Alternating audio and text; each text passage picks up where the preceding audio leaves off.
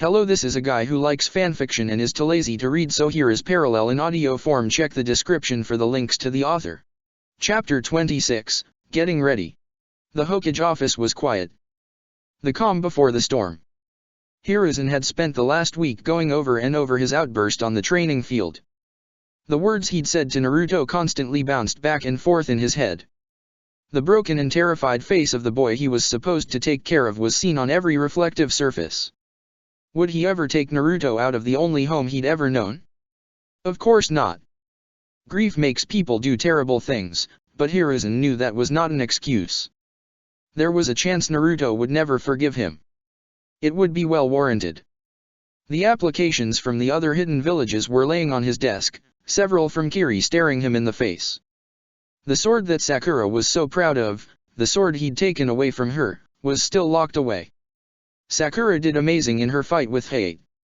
The way that little girl swung the huge sword around, adding her own flair and incorporating taijutsu into it, made Hiruzen proud. He'd challenged her to something that should have been impossible to do within a week, and she proved him wrong. Then, as her Hokage, as her leader, he let her down. The heartbroken look in her eyes as she tried to stand tall, stay defiant, flashed in front of Hiruzen's face. What kind of Hokage had he turned into? A light knock on the door brought Hiruzen out of his thoughts. A fluff of gray hair appeared around the door. The breath caught in Hiruzen's throat. If Kakashi was here, then there was a chance he could repent. Here are the forms for Team 7. They will be taking part in the Chunin exams. Kakashi's voice was clipped, his eyes never straying farther than the desktop. Not that Hiruzen could blame him. Before Kakashi could turn and leave, Hiruzen stood up. Kakashi. There are some things that no ninja can shake, looking their Hokage in the eye when called upon directly is one of them. Kakashi's gray eyes slowly slid to meet Hiruzen's. Please let Sakura know that I'm allowing her to use Kyubikurei Basho during the finals. Gray eyes hardened as Kakashi just stared at him. Your rules, Lord Hokage, were that Sakura could not take the sword out of the village. Since the exams are being held inside Konoha, there is nothing stopping her from using her sword. He took a calming breath. I will let her know you've allowed it, sir. She was taking it anyway. Kakashi turned to walk away, but Hiruzen called for him again. You have every right to be angry with me. As do Sakura and Naruto. He was talking to Kakashi's back. The disrespect was smothering him in the small office. I can't take back what I said, but I can try to make it right. The Jounin didn't even answer, just continued out the door. Hiruzen sat down, all energy drained out of him. Hey, Sasuke. A blue shirt was held in Naruto's hands, a slice through that fabric that had already been mended multiple times apparent as the light showed through. Do you think that lady would sell me more clothes? Holding out his pale hand, he motioned for Naruto to drop the shirt in Sasuke's palm. She said she would. It was Naruto's favorite shirt to wear during training, and the fabric was quickly becoming stretched and thin, the mending thread having nothing to hold to anymore. Let's go. Oh, now? I mean, I have to, dash. Rolling his eyes, Sasuke threw the shirt at the couch before grabbing Naruto's hand. If she only let you in because of Kakashi, then you'll have me there to tell her off. Sasuke felt Naruto trip over his feet before getting his bearings. Come on, idiot. They walked in silence for most of the trip, Sasuke not letting go of Naruto's hand until they reached the main road. The blonde's eyes never left the road in front of his feet, his nerves building. He always got nervous going to the shops. Usually, Kakashi came with them, which stops most of the stares and whispers. This time might be different with only Sasuke there. But, then, it wasn't different at all. In fact, the walk seemed shorter than usual with how Sasuke kept his attention on their surroundings, making snide comments and making Naruto laugh. If anyone was looking at him, Naruto didn't notice. He didn't have to return to reality until they reached the clothing shop. Sasuke put a hand on Naruto's back, gently leading him into the building. Behind the counter, the young woman looked up. Sasuke looked around, not seeing anyone else in the shop at the moment, before pushing Naruto the rest of the way in. Oh, honey. She smiled. I haven't seen you in quite a while. She reached under the counter, grabbing something before sliding around the thick wooden slab. I found this in a shipment that came in the other day. I thought of you right away. She handed Naruto a pile of orange fabric. Might be too big for you, sadly, but you'll grow into it. Unfolding it, Naruto held up an orange hooded sweatshirt. Black flames licked up the sides and around the arms, looking almost like they were made out of leather the way they shined in the light. Naruto's blue eyes were shimmering as he took in the sweatshirt. This is for me? Of course, honey. Seeing the look on his face, the pure confusion of having something decent happen to him, made the woman kneel down in front of him. Look, kiddo, people in this village are backward and pathetic. My uncle was just like them, always spouting bullshit. But, for me? You're just a regular kid who needs clothes like everyone else. She took her finger and tapped Naruto's nose. And, it just so happens that I have a soft spot for blondes. She giggled at Naruto's reddened cheeks. My name is Aya, by the way. Don't think I told you that last time. Pushing herself up, Aya motioned around the shop. Take a look around. Get yourselves all kitted up for the exams. A little while later, when both the boys got an armful of clothes and sat them on the counter, Naruto watched as Aya weaved ribbon through intricate patterns, tying knots and twisting it around. When she was done, the dress had blue weaved into the pattern. Naruto watched her closely, seeing the fancy knots that held the ribbon in place. That's pretty. Aya looked up at him, a smile on her face. Thank you. She began to fold the clothes the boys had laid down. When the exams are finished, there will be a wedding in the village. Then, as if telling a secret, she leaned over the counter. There will be a baby, too, but no one knows about that quite yet. She finished it off with a wink. Do you kids need anything else? Like weapon pouches? I have a friend, he looks rougher than he is. There will be no problems if you go to him. You're sure? Sasuke's eyes met hers. The woman nodded. Because Naruto could definitely use a new weapon pouch. The snap on Naruto's was currently loose. Naruto had a habit of reaching back and checking it, just to make sure nothing slipped out. Thank you. Aya smiled at him. The man turned out to be as rough-looking as Aya described, but it turned out to be all bark and no bite. As soon as he saw them enter his shop, he greeted both boys warmly. Aya told me a lot about you. Well, that's not quite true. She talks more about your sensei than anything. He rolled his eyes. Name's K. Whatever you kids need, you let me know.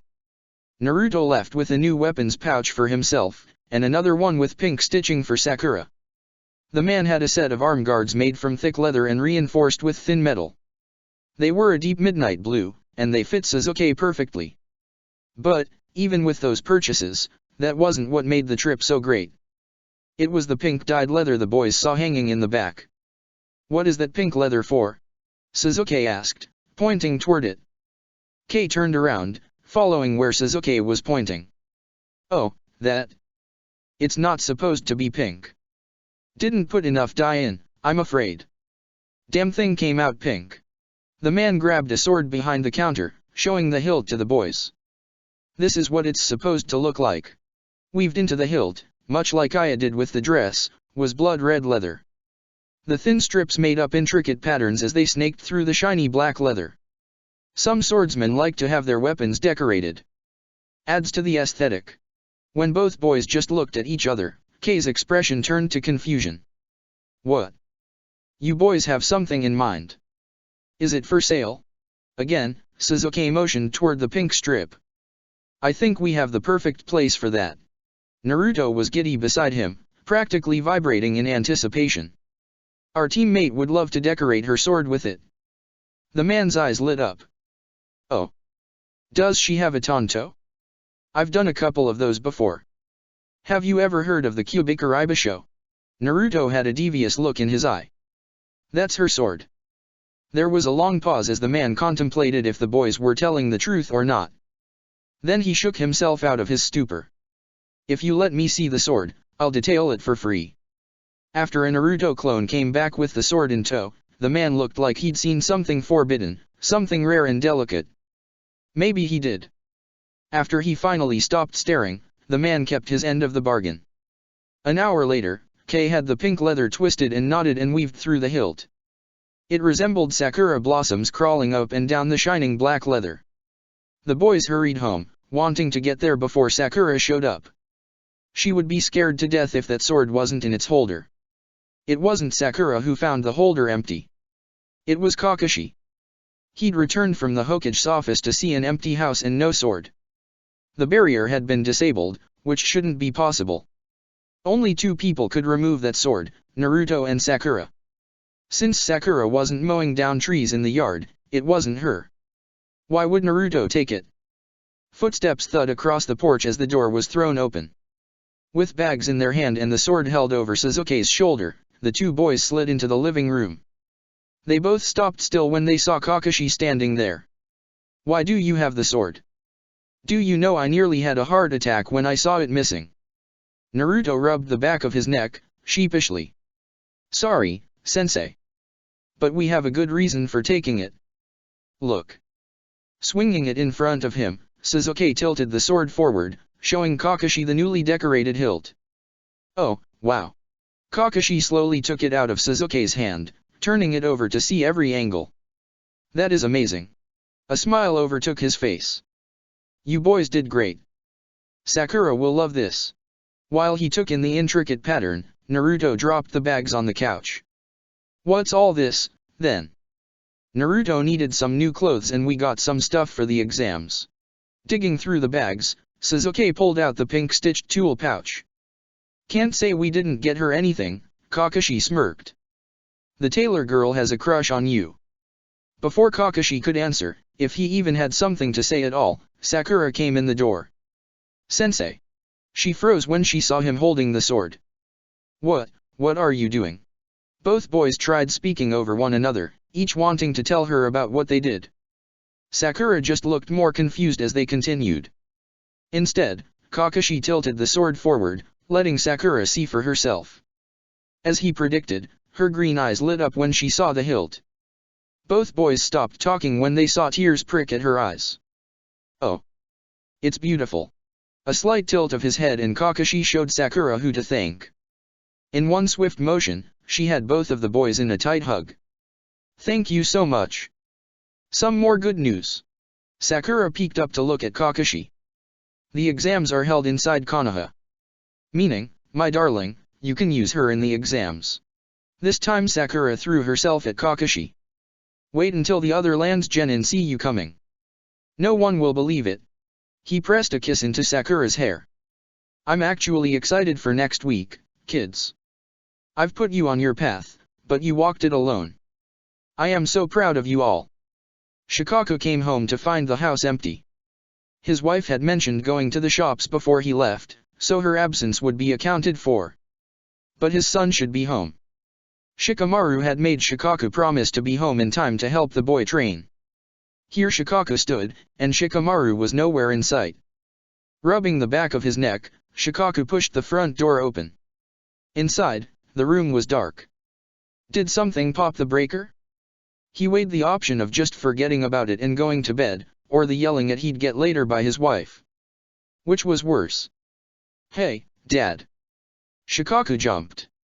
Granted, the man was tired, but he was a Jounin. No one, especially not his genin son, should be able to sneak up on him. The man turned around, a sarcastic comment on his tongue, but his son wasn't standing there. There was nothing there. Over here, Dad. The voice sounded from the kitchen. Now I'm here.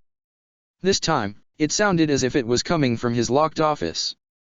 Shikaku flared out his senses, latching on to his son's chakra signature. He felt it move from one room to the other, never staying in one place long enough to tack down. How was his son doing this? Shikamaru, the man realized he really was tired and overworked.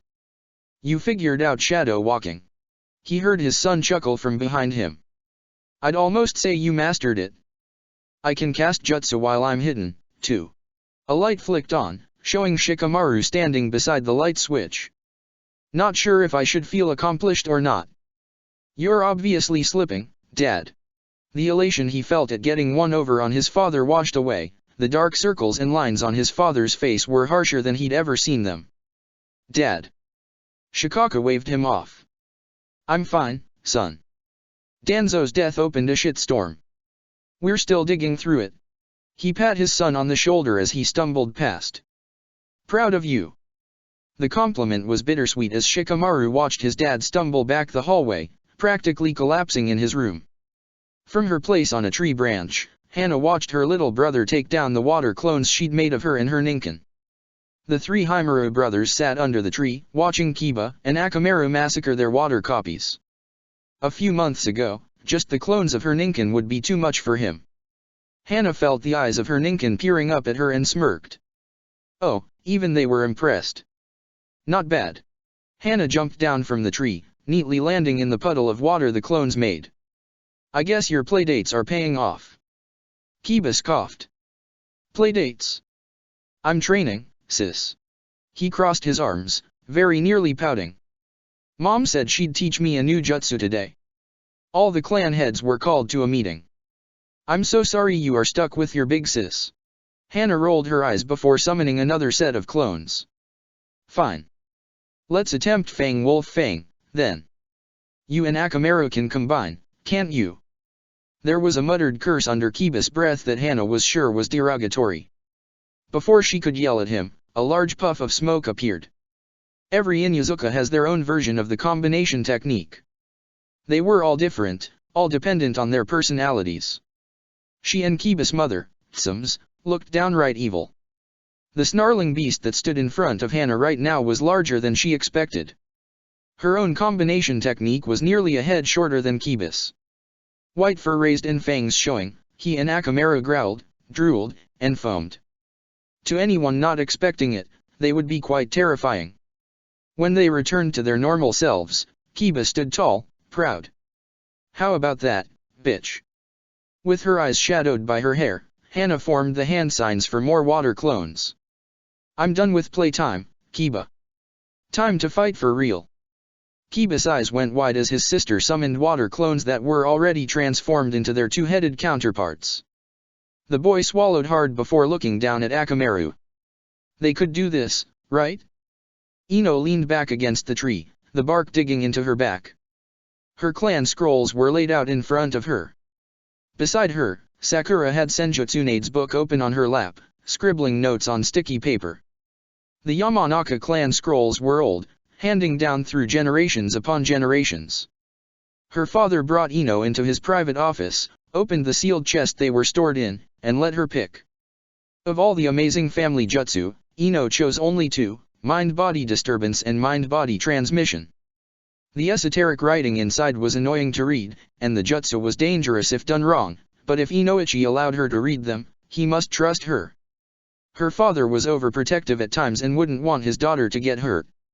Sakura shifted next to her, flipping pages in the book. Their bare arms brushed and Ino tried to hide the goosebumps it gave her. Do you think anyone would let me break their arm so I can try to set it? Sakura mumbled. Ino laughed. I don't think so. As much as Naruto adores you, even he has a limit. Well, he's part of the reason I want to learn. Naruto can shrug off a lot of injuries, but even a broken bone would slow him down. Running her hand through her hair, Sakura growled in frustration. Do you think, maybe I'll just go to the hospital and ask? As Sakura pushed herself up and brushed the dirt off her shorts, Ino kept her eyes glued to the scroll in front of her. Have fun. She called out as Sakura walked away. Once the back door closed, Ino was entirely alone. The weight of learning the family's jutsu sat heavily on her shoulders. She wanted her father to teach her, but the Danzo aftermath was dragging many clan heads into a hurricane of deception and evil doings. Instead, Ino was on her own. I can do this. I'm the future heir. I can do this. Ino dove headfirst into the scrolls again with determination.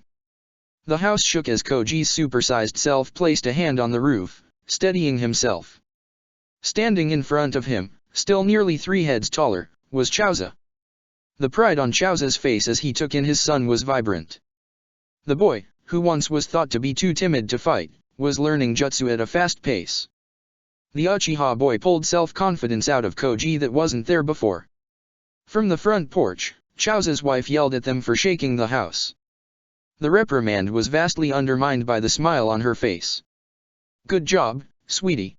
Koji's face turned a deep shade of red. "Thanks, Mom."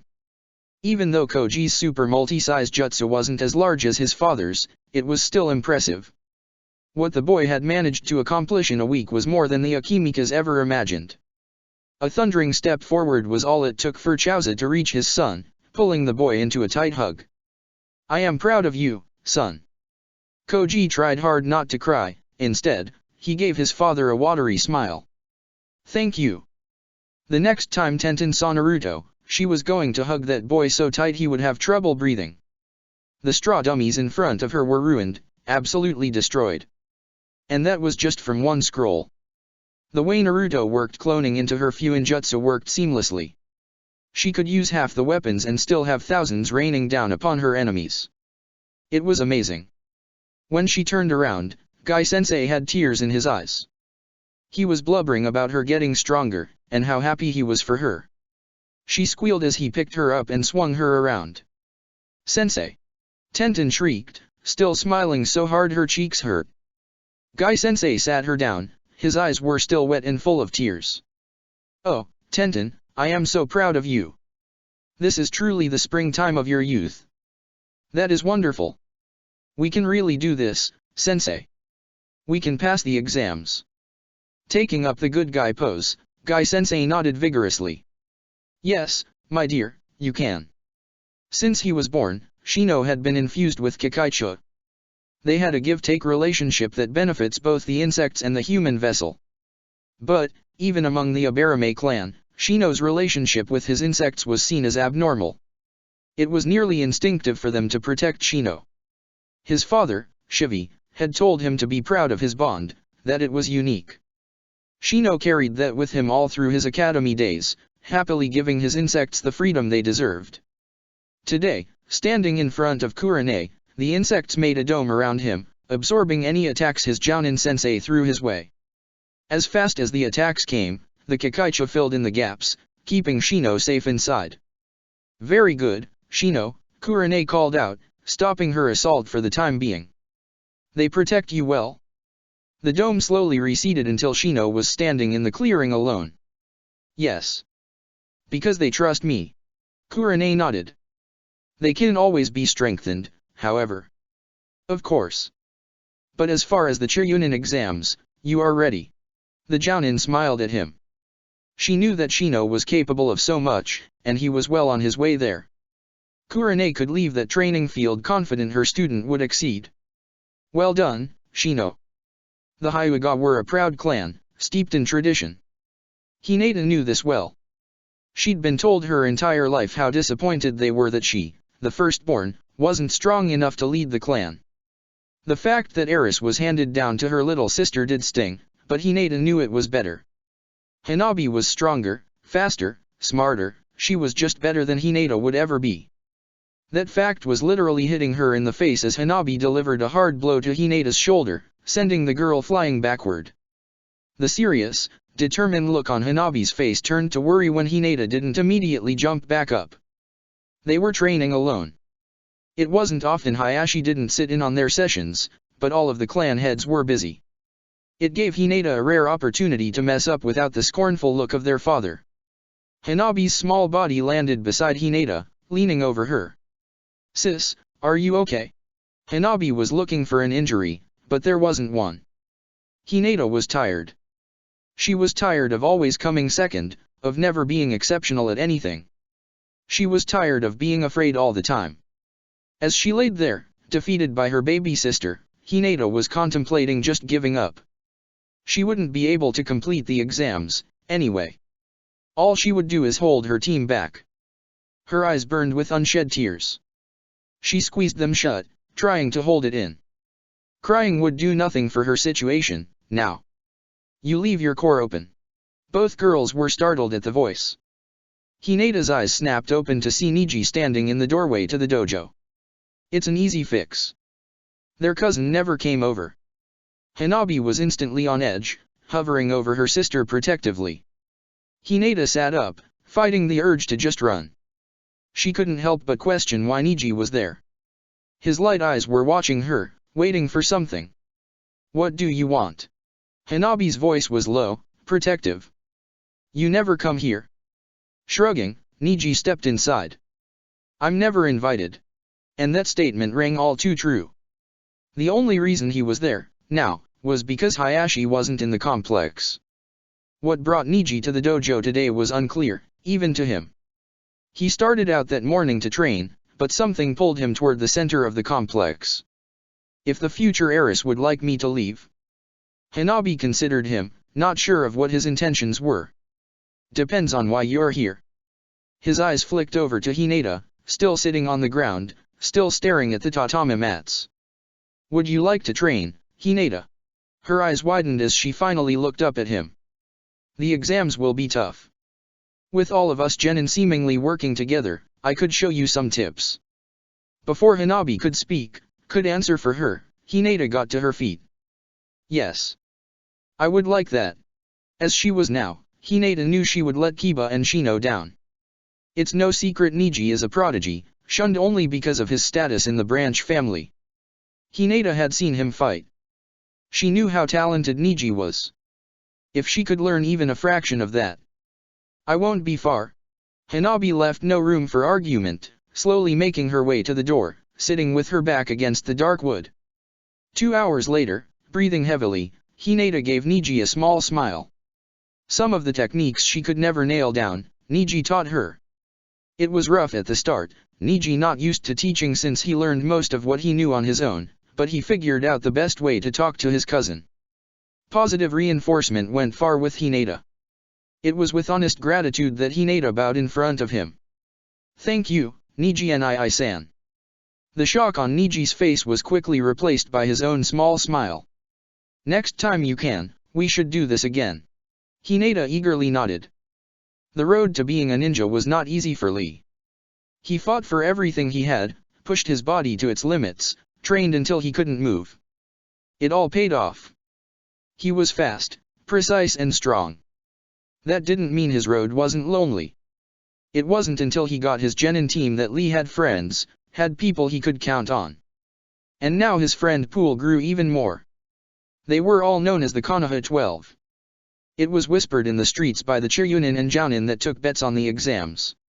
Although Lee understood that Guy-sensei had 2 other members of his team to help out, he couldn't help but be jealous of the attention they got. Niji was a prodigy, things came naturally to him. Tenten was the strongest kunoichi he'd ever seen. Lee just wanted to be seen beside them instead of behind them. In a flurry of wind, dust, and leaves, Guy-sensei appeared in the training field. His eyes were trained on the wooden posts, the sides have worn away from Lee's constant attacks. I see you have been busy. I know there will be people stronger than me there. I need to get stronger. Lee gave his sensei a determined look. Maybe I should increase the weights. Guy put his hands on Lee's shoulders. All of us Jounin sensei have trained you kids well. We have the utmost confidence that you will all succeed. He huffed out a laugh.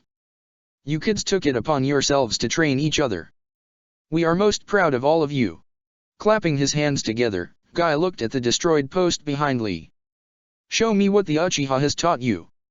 When Lee managed to hit Guy, his heel connecting with his sensei's jaw, the boy looked immensely proud of himself. Guy was just as proud. With the newly decorated Kyubikarei Basho in hand, Sakura readjusted her grip, waiting for Hayate's next move. He'd been extra hard on her, pushing Sakura to her limit.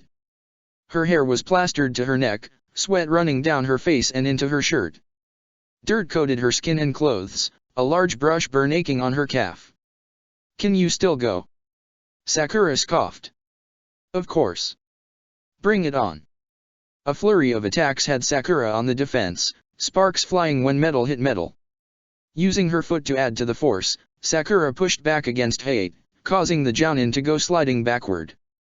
It put Sakura on the offense, forcing the man to block her flurry of blows. What she lacked in fast hits, she more than made up for in sheer force. Every bash with the sword sent shockwaves through Hayate's body. Kakashi had been teaching her earth-style jutsu, and Sakura excelled at them.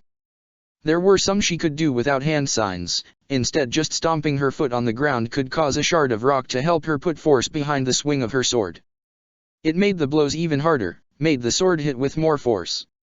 It was enough to send Hayate flying backward, back hitting the hard dirt and knocking his breath from his lungs. A thud signaled Sakura standing the sword up, leaning it against her shoulder. "You okay, sensei?" It took a moment for Hayate to catch his breath before he slowly pushed himself up. "Yeah. That is quite a hit, little girl." He watched Sakura beam with pride. Using Earth style to add force behind a hit is very inventive. "I'm impressed. Am I ready for the exams?" Hayate chuckled. "Little girl, even if you didn't have the skill behind that sword, which you absolutely do, the mere sight of it will send people running. The stupid ones will stay there, thinking you are carrying it around for show. They will underestimate you. And, my dear, let them. Never underestimate the power of being underestimated." That statement Sakura kept with her for the rest of the day. Letting people think she was a weak little girl would give her an edge. Hell, it already had. The look on the Hokage's face was proof enough that people were constantly underestimating her. Instead of being angry about it, Sakura decided to embrace it. Let them think she was weak. The victory would be all the sweeter when she destroyed them. Again, Sasuke. Kakashi had been relentless. Sasuke's hair was plastered to his forehead, his breath coming out in heavy pants. His eyes ached from constantly accessing his Sharingan. The electricity from his Chidori had his hand and arm numb. Sasuke. Again. It was speed they were focusing on today. Dodging, attacking, ninja tool throwing, Sasuke was exhausted. Pulling up the last of his energy, Sasuke darted toward his sensei. It was odd how Kakashi was focusing on avoidance rather than attacking. The man was nearly mannequin keeping Sasuke out of harm's way. Again, Sasuke hit his back, knocking the wind out of him. He gasped, heaving in air. Kakashi waited, arms crossed, for Sasuke to stand back up. Why are you doing this? So you are prepared?" Sasuke cocked his head.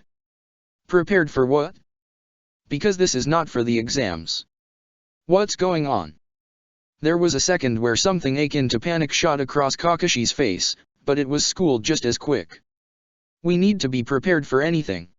The flat look Sasuke gave him made Kakashi reconsider his words. He was pushing Sasuke hard, preparing him for Orochimaru.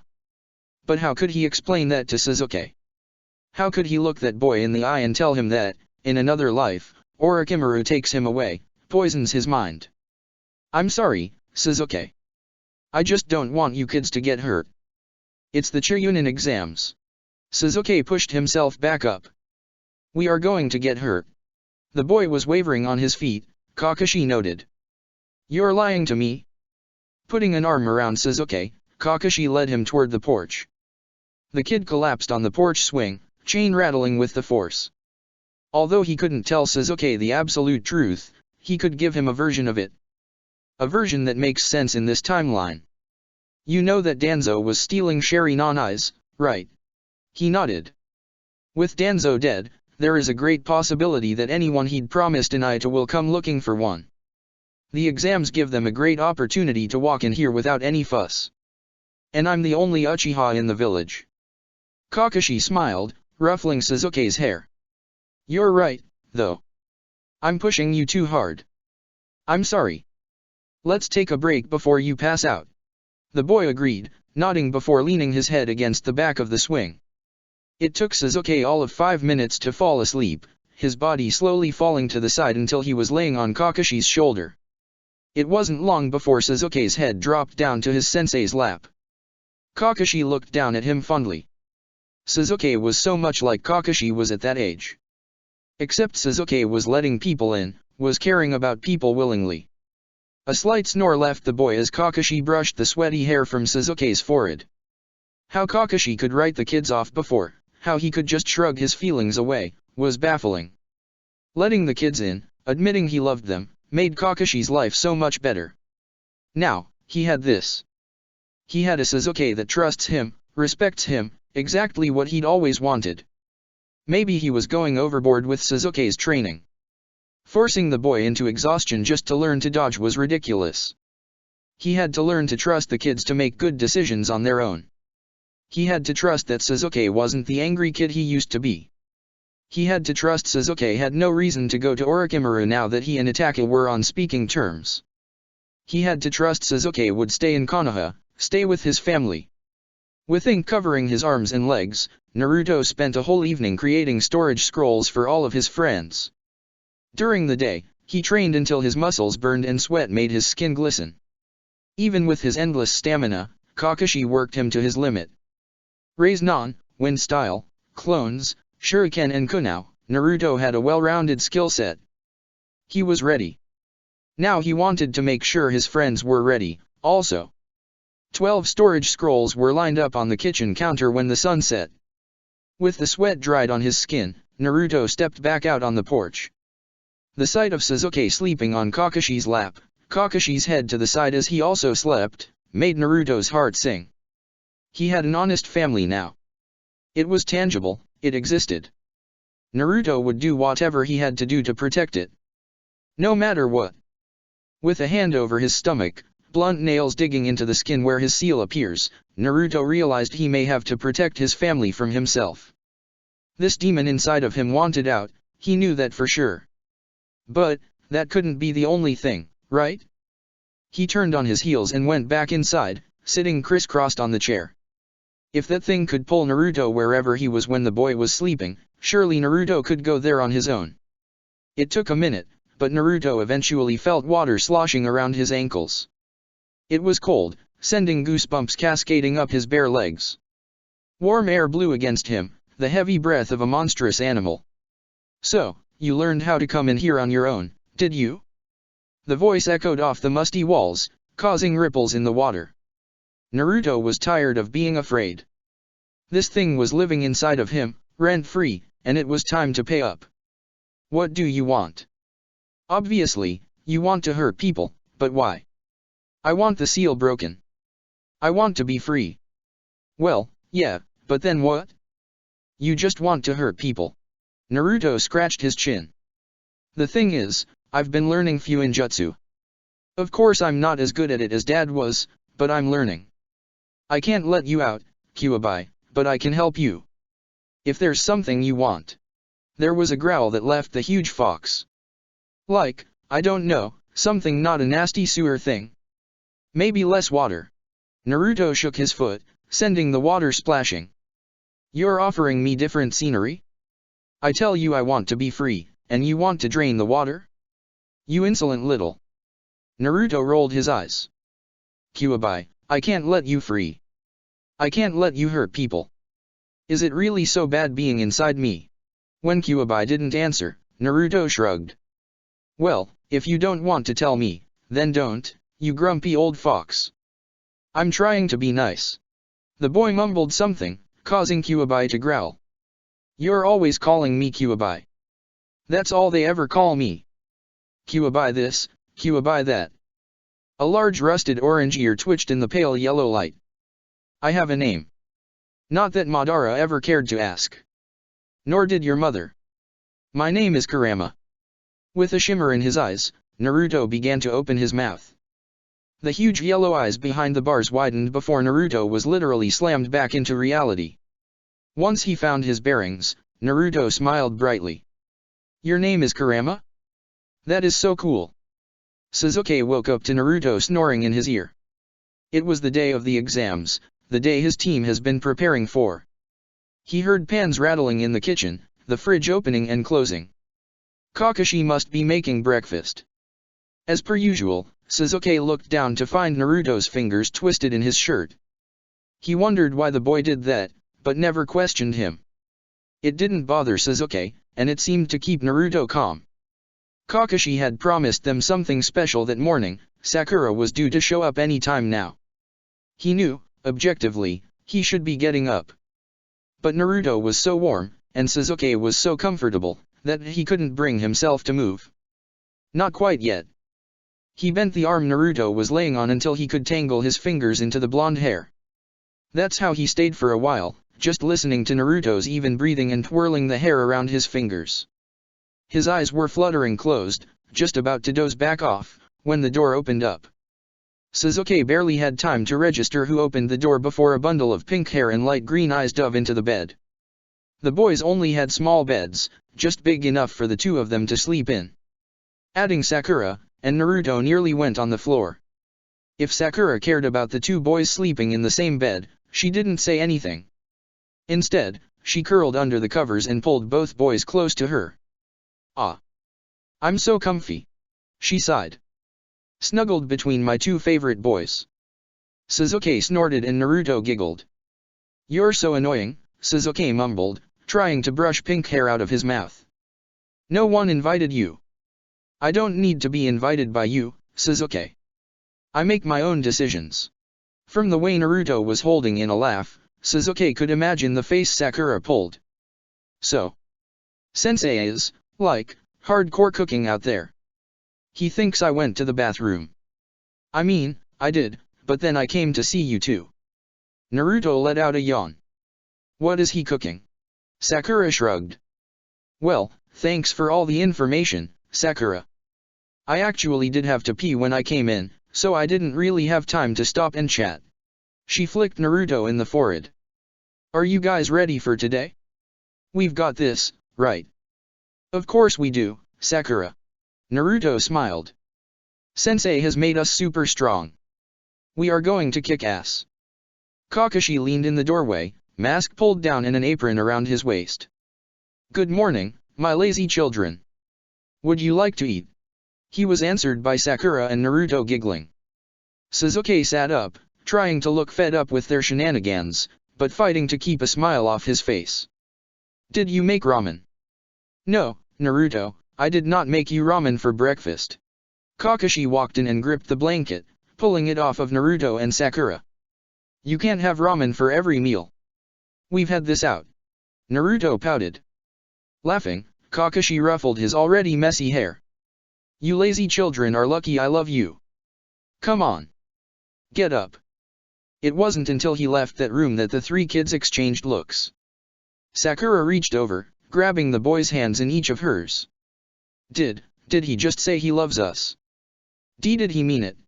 With his voice quiet, Naruto fought the tears back. He'd never had anyone say they loved him before. How does someone act after hearing that? Sakura let go of his hand, instead throwing her arm around his neck and pulling him into a hug. "Sensei doesn't lie," Sakura mumbled against Naruto's shoulder. "He meant it."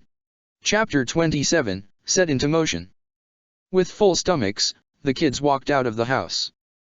They were full of nervous energy, which Kakashi tried to quell, but there wasn't much he could say to calm them down. He gave them a pep talk, pounding the word teamwork into their heads.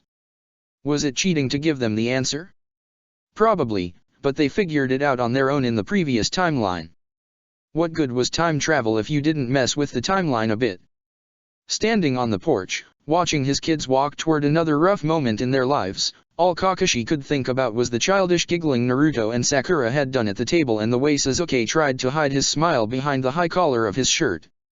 They were so young and dealing with so much.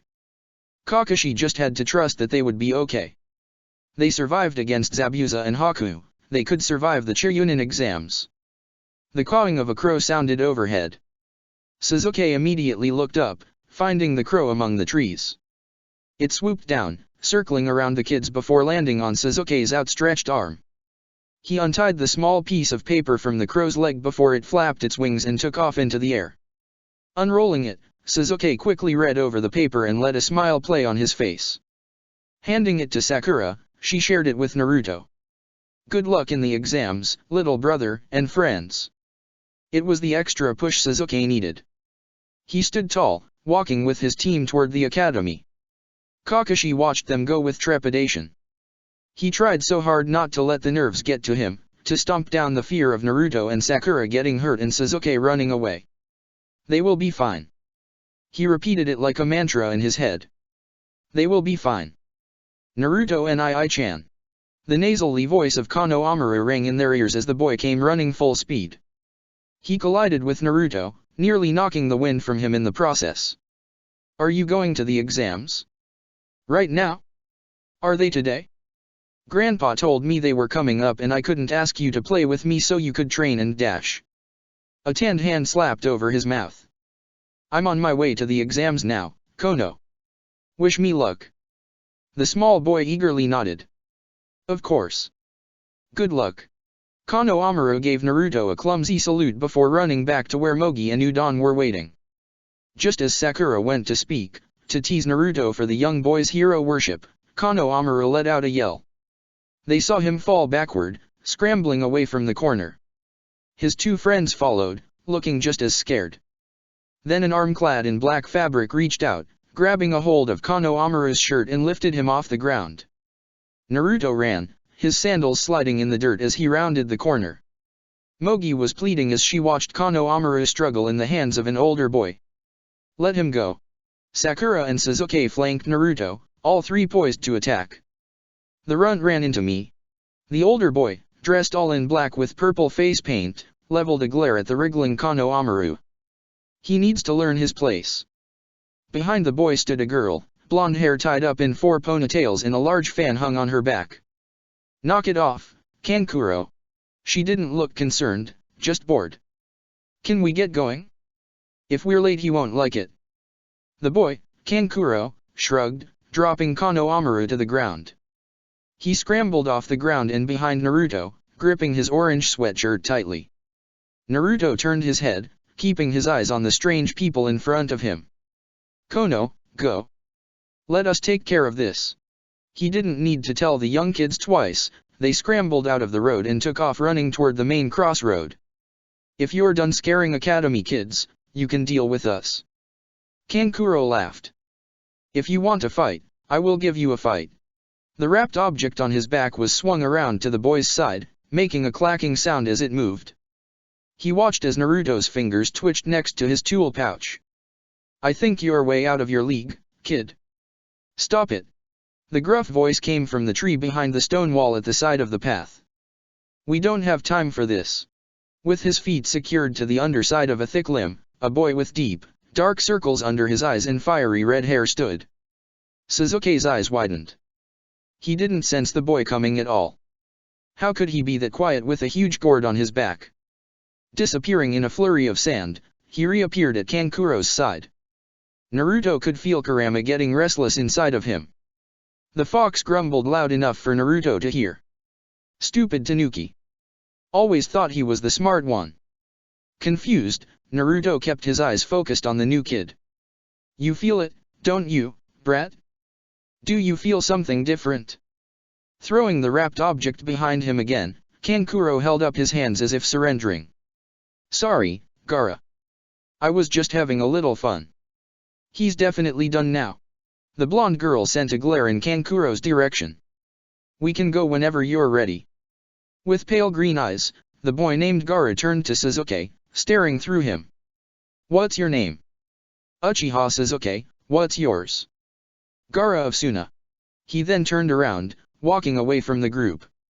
Kankuro and the blonde girl jumped into motion, jogging to catch up with the pale-eyed boy. We shall fight later. Naruto's hands were fists at his sides. Why are you in Konoha? He yelled out. Just to bother Academy kids. For the exams, moron. The blonde turned around, walking backward. You have heard about them, right? With a stomp of her foot, Sakura caused a crack in the path. It traveled quickly toward the blonde, tripping her before she could watch her step. The girl landed on her bottom with a thud. Don't be a bitch. Sakura bit out. Does everyone from Suna act like this? She jumped up off the ground, leveling a glare at Sakura.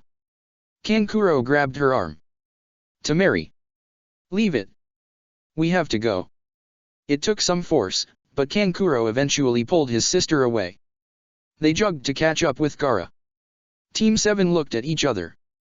Meeting people outside of their land isn't common unless there is something big going on. Something like the exams. Tensions were high at the best of times, and they were supposed to be on their best behavior, but disrespect was disrespect.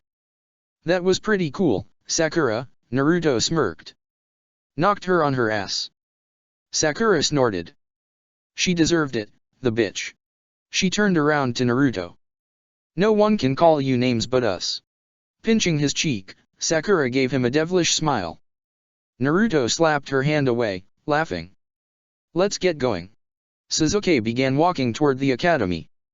I can see this is going to be interesting. As soon as Team 7 entered the academy gate, they got pulled into a Konoha 12 meeting.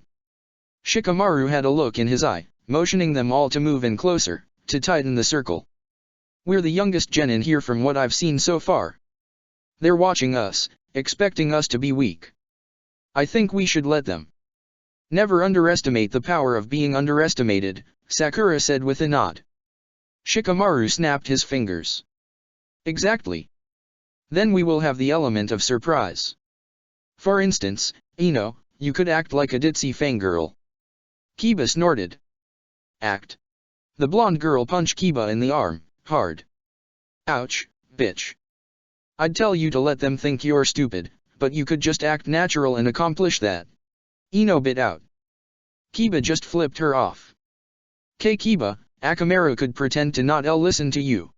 Playing with the zipper on her jacket, Hinata tossed out an idea. Ino and Sakura shared a glance, smiling brightly with pride. As if answering Hinata, Akamaru jumped off Kiba's head and nipped at his ankle.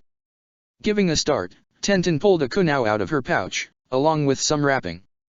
If I cover myself in gauze, I can look like I'm terrible at using ninja tools.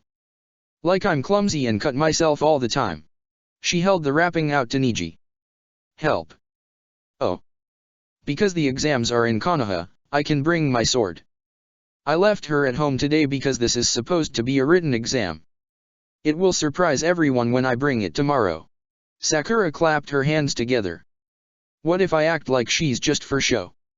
Like Naruto and Sasuke can help me put it on because I can't lift it, or something. The rest of the group was thrown into a flurry of whispers as they each came up with something for them to do, some way to make them seem less than they were. When the 12 of them finally entered the academy, it was with an idea for each one of them. Tenten's arms and hands were covered in bandages. Akamaru would growl and nip at Kiba if he ordered the puppy around. Completely unironically, Naruto tripped walking through the door. He was caught by Sasuke, who just muttered "moron" under his breath. Ino squealed and giggled, exclaiming how amazing everything was and how excited she was. It drew the wrong kind of attention to them in the best way. With a knowing look shared between them, the teams broke off, all acting like they just happened to arrive at the same time, not that they were together. A person could practically see the gears turning in the other genins' heads as to how to use this to their advantage. By the time Team 7 had registered themselves, a crowd had gathered at the top of the stairs. There were 2 people in front of the door, the hallway heavy with genjutsu. They were only on the 2nd floor, but the door was labeled 3rd floor. When Naruto pushed himself through, he saw the 2 people were actually Izumo and Kotetsu, the friendly gate guards who always picked on them when leaving for missions. They enjoyed calling the kids Kakashi's ducklings. The blonde turned around, looking at his team curiously. The gate guards had transformed into a younger version of themselves, acting like they were blocking everyone from entering the correct room. Sakura saw right through it, recognizing genjutsu came easy to her, but she didn't dispel it. Instead, she pulled the boys out of the crowd and silently led them up the stairs. They didn't have long before the exams started, and anyone not in the room would be disqualified. This was the best way to get rid of a big chunk of genin. You figured it out, too. Leaning against the wall, Niji had his arms crossed. Those 2 looked familiar. The genin were gathering in front of the correct room, all waiting for their full group. Kiba turned around, Akamaru held in his arms. Yeah, they did. The gate guards. Sasuke offered. Izumo and Kotetsu.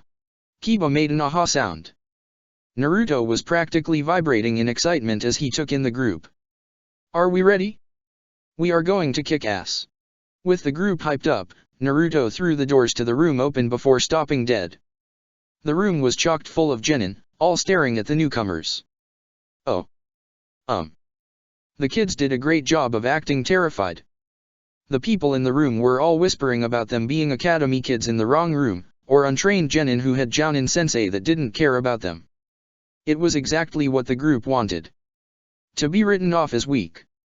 As they stood there with shocked expressions on their faces, a sharp pain went through Naruto's stomach. He's here, brat. That damn Tanuki is in this room. His stench makes me sick. Naruto reached over and tugged on Sasuke's pinky finger. Those sand genin are here. Sasuke nodded, his eyes scanning the crowd for them. You're gaining too much attention. A white-haired genin walked over to them, silver-rimmed glasses glinting in the harsh light. It's not a good thing to do this early in the exams. Instantly, Sasuke didn't trust the man. There was something off about the way he was acting, the way he was dressed, the way he just came up to them out of nowhere. Kakashi had warned him about people using the exams as a way to get to him. Was this one of them? Who are you? My name is Kabuto. The white-haired man bowed his head. I've been through this a few times. Thought you kids could use some tips.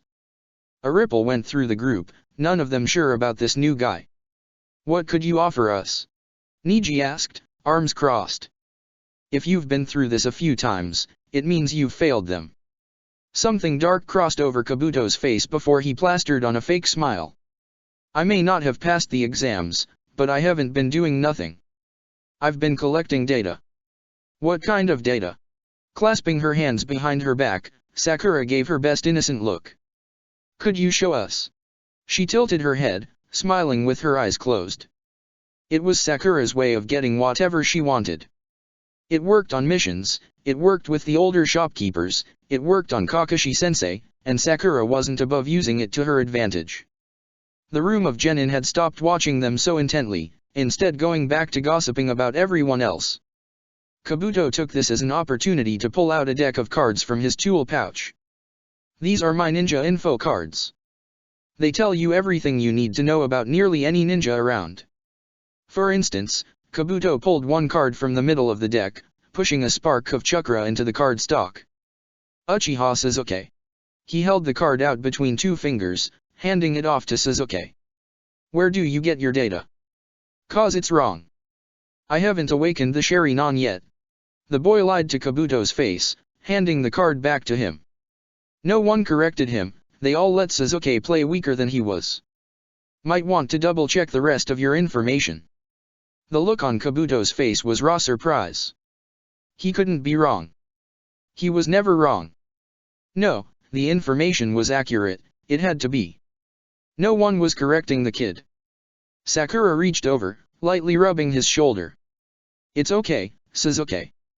You'll get it eventually. Kabuto didn't miss the way Sasuke leaned away from her touch, nor the way Neji scoffed at him. The entire purpose of collecting his information was to find interesting and strong ninja for Orochimaru. If his data could be wrong, then what else did he get wrong? By all accounts, Sasuke should have awoken his Dojutsu, but an Uchiha wouldn't lie about getting it. It's such a huge part of their clan that any member would be elated, bouncing off the walls to show it off. No, Sasuke must not have awoken it. Kabuto's data was wrong. Well, he pushed his glasses up before tucking his deck of cards back into his pouch. I guess I need to rework that jutsu. There was a small quirk of his lip before Kabuto walked away. A rush of wind and leaves pulled everyone's attention to the front of the room. A shorter woman with long purple hair stood in front of the green chalkboard. She was flanked by several Umbu, Izumo, and Kotetsu. Even though the woman was on the short side, she had a commanding presence emphasized by the traditional Umbu uniform and katana strapped to her back. Listen up. The room went deathly silent. I'm Uzuki Uegayo, the proctor for the first part of the exams. We will be telling you where to sit, all teams will be split up. Murmurs erupted in the room, genin panicking about being separated. Silence. When everyone was in their assigned seats, the teams all began looking around, trying to find their teammates in the room. Naruto got seated up front, beside Hinata. Sakura took her seat in front of Ino, feeling better having someone familiar around. Sasuke was in the back of the room, Neji in front of him and Kiba to his left. Shikamaru lounged back in his seat, surveying his surroundings. He glanced to his right where Tenten and Shino sat not far away. In the very front corner, Lee is 2 seats away from a nervous-looking Koji. The proctor didn't lie, they were all separated from their teams. She just didn't realize 12 of the genin were friends, or at least friendly toward each other. The kids weren't entirely separated. Kotetsu came past Naruto, handing out a piece of paper, face down, to each genin. The Chiryunin had a devilish smirk on his face when he handed Naruto his. Quack, quack, little duckling. Naruto flipped the Chiryunin off, rolling his eyes. Hinata kept throwing the blonde an odd look until Naruto finally sighed. They call us Kakashi-sensei's ducklings. So when either him or Izumo see us, they quack. Dipping her head into the collar of her jacket, Hinata hid a smile. Yeah, laugh it up. Naruto smiled, which made the girl's face turn a bright shade of red. She was getting better at talking to people, but she still had trouble around Naruto. The first part of the exam is a written test. You have an hour to answer all 9 of the questions on that sheet. The last question I will give you 10 minutes before you finish. Uejao put a hand on her hip, smiling. If we catch you cheating, your entire team is disqualified. Understand? Now start. As soon as Sasuke flipped the sheet over, he knew there was more to this test than just a written exam. The questions were impossible to answer, full of contradicting statements and wrong formula. He was sure Sakura could see through it, but Naruto's reading ability was still lower than it should be at his age. This was kanji Naruto didn't see very often, kanji he was sure Naruto couldn't understand. Flicking his eyes up in Naruto's direction, he saw the bright blue eyes staring back, looking panicked. In an effort to placate the blonde, Sasuke gave him a small smile. They would be okay. There was more to this than just a test, something deeper. But Team 7 would be okay, he was sure of it. Something in Sasuke's body language must have translated to Naruto. The tension melted off the blonde and he gave Sasuke a crooked smile back before turning around. A quick glance at Sakura showed she had her head down, working on the test. Of course Sakura, with all of her book smarts, would be able to answer them. She was the smartest member of Team 7 by far. Naruto tried, he really did, but only some of the kanji looked familiar. He tried to work it out, tried to sound it out in his head, but they weren't making any sense. Hinata kept the paper tilted in his direction, her arm close to her chest and out of the way, but Naruto didn't want to get caught cheating. As tempting as it was, as easy as it would be, he couldn't take the risk. His fingers found their way into his hair, gripping at the strands tightly. Kurama's rumbling laughter sounded throughout his head, echoing louder and louder. Their team would fail and it would be all his fault. Sasuke tried to make him feel better, tried to show him they would be okay, but that calm had quickly melted away. Naruto's fingers pulled harder at his hair, itching for Sasuke's arm coverings to cling to, or Sakura's warmth beside him. He was on his own, alone, and failing. It was like the academy all over again. Then something warm came over him, something comforting. His hands began moving on their own, removing themselves from his hair and scribbling out answers on the paper. Within moments, every question was answered in slanted handwriting that wasn't his own. The warmth left him, sliding down his body, down his legs. He looked down in time to see a pale shadow slip under the bench. On the corner of the paper was a scribbled message in the same slanted handwriting. Tests are troublesome. Whoever came up with this test knew exactly what they were doing. With questions this difficult, it would be so easy tempting people to cheat. Sakura's green eyes darted around the room, everyone trying to cheat as stealthily as possible. The amount of genin being tapped on the shoulder by Chiryunin proved how bad they were at stealth. 3 by 3, teams would exit the testing room. Fighting could be heard in the hallway, teammates yelling at each other for getting caught, before someone outside would send them away. The more who got sent out, the more unnerved the room got. Sakura glanced backward, seeing Ino's blonde hair obscuring her face. Was she struggling? Would the questions have confused Ino, too? Ino is brilliant, able to decode messages even her father's best analysts couldn't. Look at question 6. Sakura's eyes flicked down to her test. The answer is 75 feet per second. Look at question 8. That answer was Yin Chakra. Why was her mind focusing on the questions? It was as if she couldn't control her own actions. Thanks, Sakura. She could hear Ino's high-pitched giggle in her head. Did Ino seriously just use mind-body transmission jutsu on her? Reaching behind her head, Sakura held up her middle finger. Ino's giggle was just loud enough for Sakura to hear. Buried into Akamaru's thick white hair were 3 Kakaicho, waiting for Kiba to need them. Shino was sure Hinata would be fine. Kiba, however, never paid attention in class. These questions, Shino was sure, would be too much for Kiba to handle. And, just as the bug ninja thought, Kiba was scratching his head as Akamaru sat on his lap. Very slowly, the Kakaicha crawled out of the white fur and onto Kiba's jacket.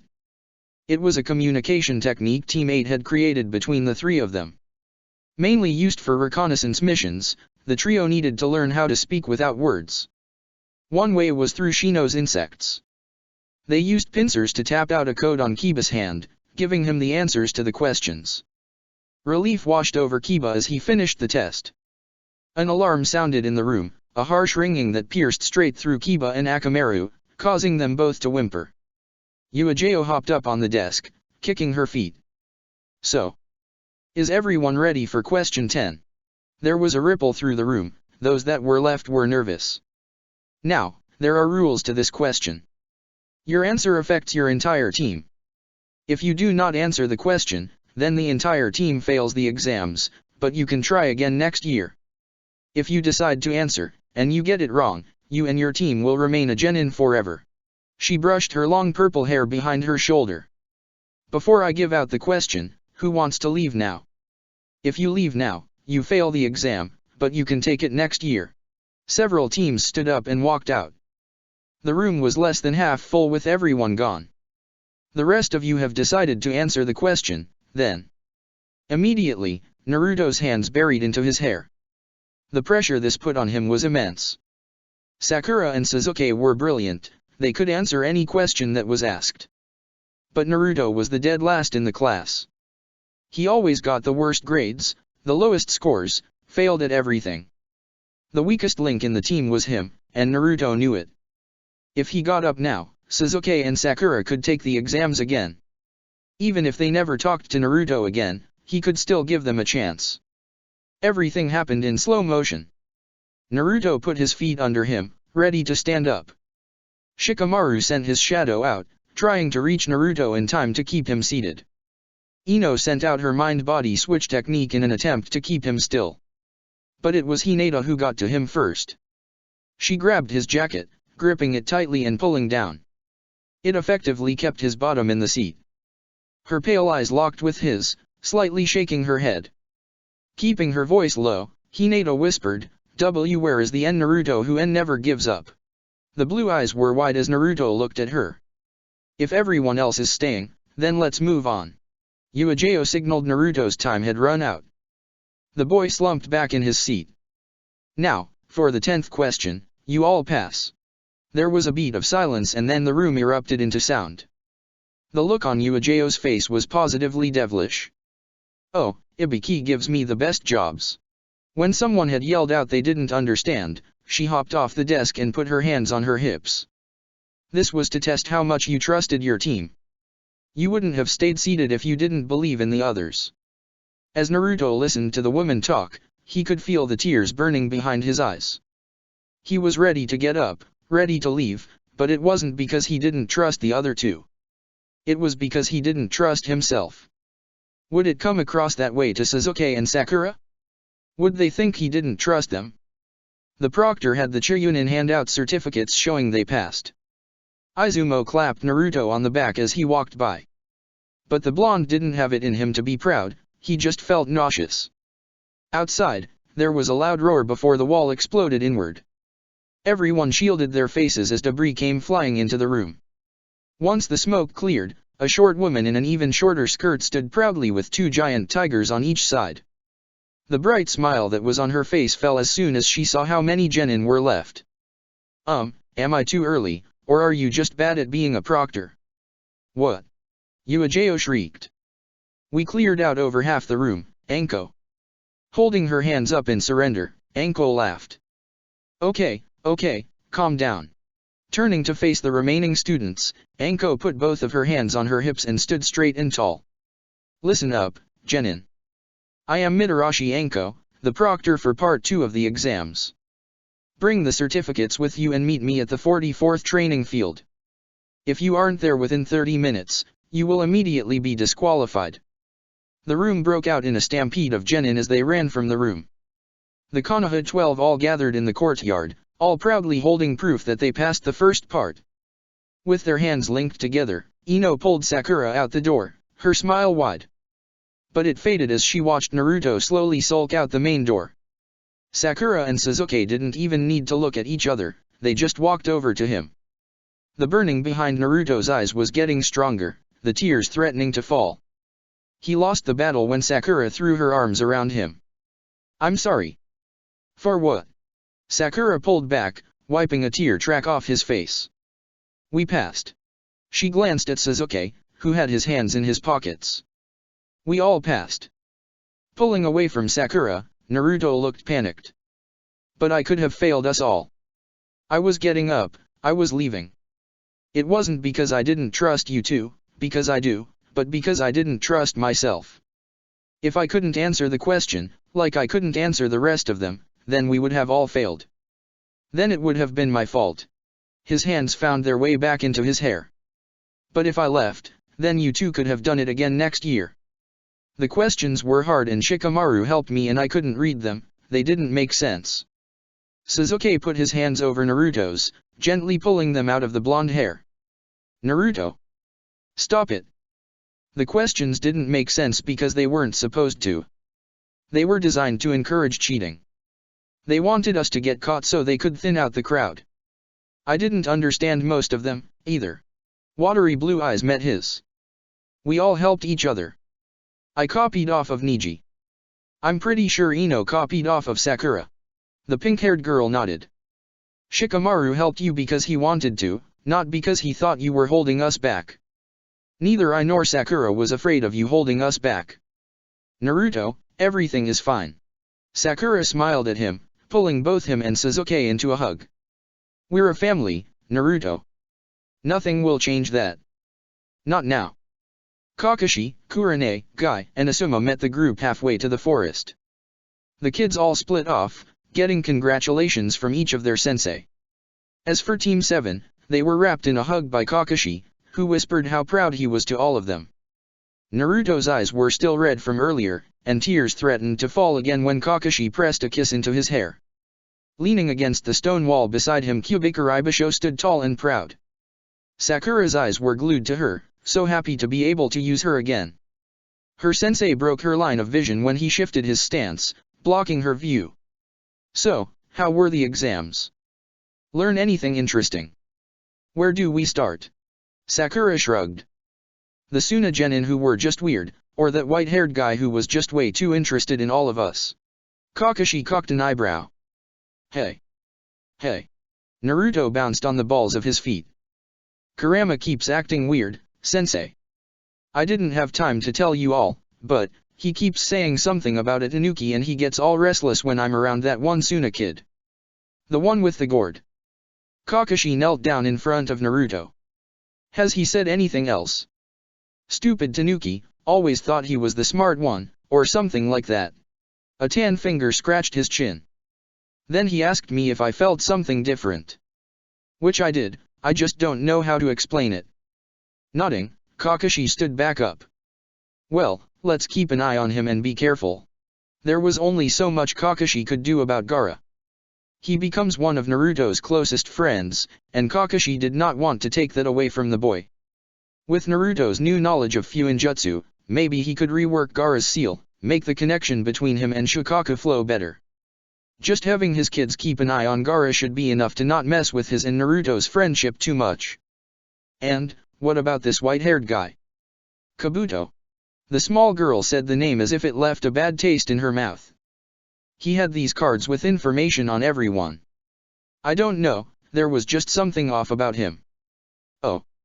We should probably tell you, we all decided to act weak. So when we kick ass it comes out of nowhere." Laughing, Kakashi patted his girl on the head. "Great idea. Kabuto's card said I had the Sharingan. I lied and told him I didn't have it." Very nonchalantly, Sasuke shrugged. "What they don't know won't hurt them, right?"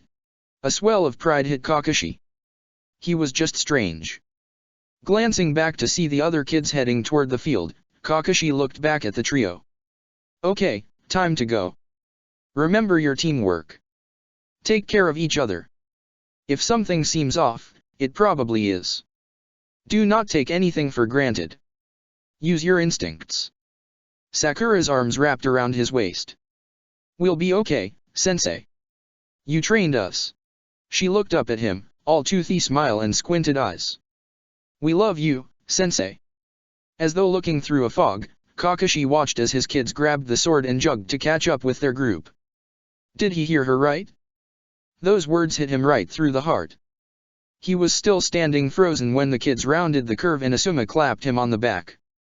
Calm down, Dad. They'll be okay. A choked sound left Kakashi, his heart feeling full enough to burst. The kids made a show of looking nervous. Even Akamaru buried himself in Kiba's jacket, shaking. Naruto helped Sakura get her halter on, acting like he was teaching her how to fasten it. When Sasuke put the sword on her back, she swayed like it was too heavy. The way the other genin were watching her, whispering behind their hands, their ruse was working. Shikamaru leaned against a tree trunk, hands in his pockets, staring up at the clouds. No one looked concerned about them at all, just adding to the air of weakness the kids were giving off. Oh. Oh. Naruto pulled his self-made storage scrolls from his pouch. I made you guys storage scrolls. One for each of you. I figured you could use it to hide stuff, or whatever.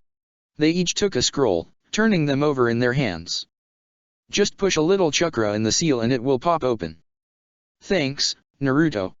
Koji smiled, opening the scroll and storing half his pouch of food inside. I could bring so much more food with me, now. A loud roar echoed through the field before Anko arrived, riding on the back of one of her giant tigers. Two more circled the crowd, teeth bared, before coming to rest next to the purple-haired woman. Glad you could all make it. She looked over the group before hopping off the tiger. Welcome to the Forest of Death. I hope you all came prepared to spend 5 days inside. As Anko went over the rules, a team of Kusa genin stopped behind Team 7. The air around them felt stagnant, heavy like they walked into a long-forgotten building smothered in dead foliage. Something cold ran up Sasuke's spine as he turned his head, seeing a pale woman with long dark hair standing too close to Naruto. There was a look in her eye, something cold and dark, as she leaned in close. The hair on the back of Naruto's neck stood on end as the boy turned around. Can I help you? Naruto's eyes flickered up and down, trying to figure out this strange woman who was close to him. You're a little close, lady. A sinister smile slithered onto the woman's face. I've heard so much about Konoha Ninja. Your chakra feels absolutely delectable. She glanced at Sasuke. Ah, an Uchiha. I would love to see those pretty red eyes of yours. Then a flicker of her eyes toward Sakura. And a tiny girl with a big sword. I can see the exams will be a lot of fun this year. Naruto felt the slice before the kunai registered in his vision. Blood ran down his cheek, dropping onto his jacket. An arm wrapped around his neck, holding him tight. It would be nice if you would listen to the rules, kids. Anko ran her finger under the slice on Naruto's cheek, gathering a drip of blood before raising it to her lips. It's sweet. Pulling himself away and throwing himself at Sasuke, Naruto was startled. What is wrong with you? Anko just laughed. Can we get this thing started, please? He plastered himself against Sasuke and refused to move away from the boy. Yes. Anko held out her hand. The woman from before handed it back with a long extended tongue. Let's get this started. She'd spent so long watching the Oto genin, afraid of what they would do, Anko hadn't spent quite as much time watching the others. However, as the Kusa woman pulled her long tongue back between her lips, Anko felt as if she'd been watching the wrong group. There was something off about this woman, more than usual. That whole tongue thing was unnerving, and Anko really just wanted her to knock it off. The kids all stood in a line, waiting to get their scrolls. There were 26 teams, but only 13 teams maximum could reach the end. The teams would enter a curtained-off area, hand in their consent forms, and pick up the scroll. Then no one would know who had which scroll, or which team member was carrying it. When Team 7 entered, Anko handed Sasuke the Heaven Scroll. Sakura unrolled her storage scroll, securing it inside. With a nod to the proctor, the three moved to Gate 12, their entrance to the forest. This is really happening. Sakura smiled. We actually made it this far. She clasped her hands in front of her, full of nervous energy. I'm excited. Matching her enthusiasm, Naruto bounced on the balls of his feet. Sasuke was still thinking about that strange woman from earlier and how she changed the air around them. Her presence was suffocating. How could just being around someone suck the air away from you? Sasuke was pulled out of his thoughts when a horn sounded, signaling the Chiryunin to push the gate open. It was official. They were stuck in the forest for 5 days, no escape, no chance to leave, no break. The first steps inside solidified it as the Chiryunin slammed the gate closed, locking it. You know what? Naruto held his arms out as if welcoming the situation. After Zabuza, this isn't so scary. He turned around, a blinding smile on his face. We totally have this. Sakura and Sasuke looked at each other, smiling. Leave it to Naruto to see the silver lining in any situation. Alright, Moron, let's go. The Jounin sensei were all told to go to the tower and wait for their students, to be ready when they opened the scrolls. An underground entrance bypassed the forest altogether. Kakashi wasn't ready to enter that tunnel yet. He was filled with restless energy, needing to walk or run or punch something, anything to fight the urge to run into the forest and protect his kids. The kids worked so hard, trained until they were past exhaustion, to prepare for this moment. Yet, somehow, Kakashi still felt like he led his lambs to the slaughter. Their biggest adversary to date, Orochimaru, was in there. He'd be making a beeline for Sasuke, and no one would stand in his way. Except his kids were stronger, smarter, ready to take that snake on. They had a real chance at hurting him enough that Orochimaru turns and runs. If Sasuke does get bit, Kakashi had to rely on Naruto's Fuinjutsu skills to slow the progression. He had to rely on Sakura and Naruto to pull him back to earth, make him realize that wasn't a power he needed. Kakashi sat in a tree that overlooked the forest. The trees were too thick to actually see anything, but the Jounin needed something, no matter how small, to placate him, to keep him from running into the forest and wrapping his arms around his kids. Kakashi felt like he'd aged 30 years just watching the forest for an hour. Hey! Asuma yelled from his place on the ground.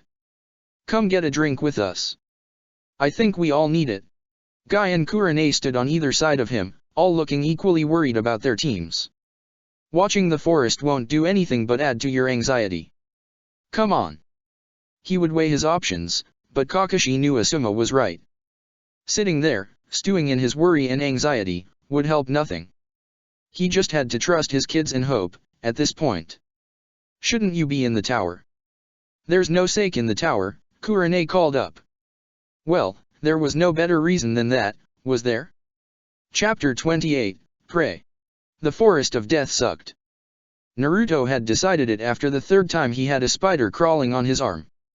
There were slug-looking things that were as long as Naruto was tall, a rat that was the size of a raccoon, and a bird whose caw sounded like a child screaming. He'd voiced his discomfort several times, then several more for emphasis. All he got in return was Sakura pushing him into a bush. It took them half a day to procure enough food and water. The forest was dark, the canopy of leaves and branches blocking most of the sun rays. Everything around them smelled of earth and foliage. Their storage scrolls held half of their supplies safely inside, the other half on their person. All that Kakashi had taught them about survival, the kids were using now. They took their steps carefully, tried not to mark where they'd been, tried not to advertise where they were going. Then they heard the screams. It wasn't that weird bird this time, these were real, human screams. All three kids whipped their heads around, their eyes staring in the direction of the sound. Did that sound familiar? Naruto asked, his eyes still searching the forest. It wasn't one of us, was it? No, Sakura shook her head, turning back around. It wasn't anyone we know. Tugging on Naruto's sleeve, Sasuke brought the boys' attention back to their current objective. All that means is someone could have both scrolls. We have to get going. Anko.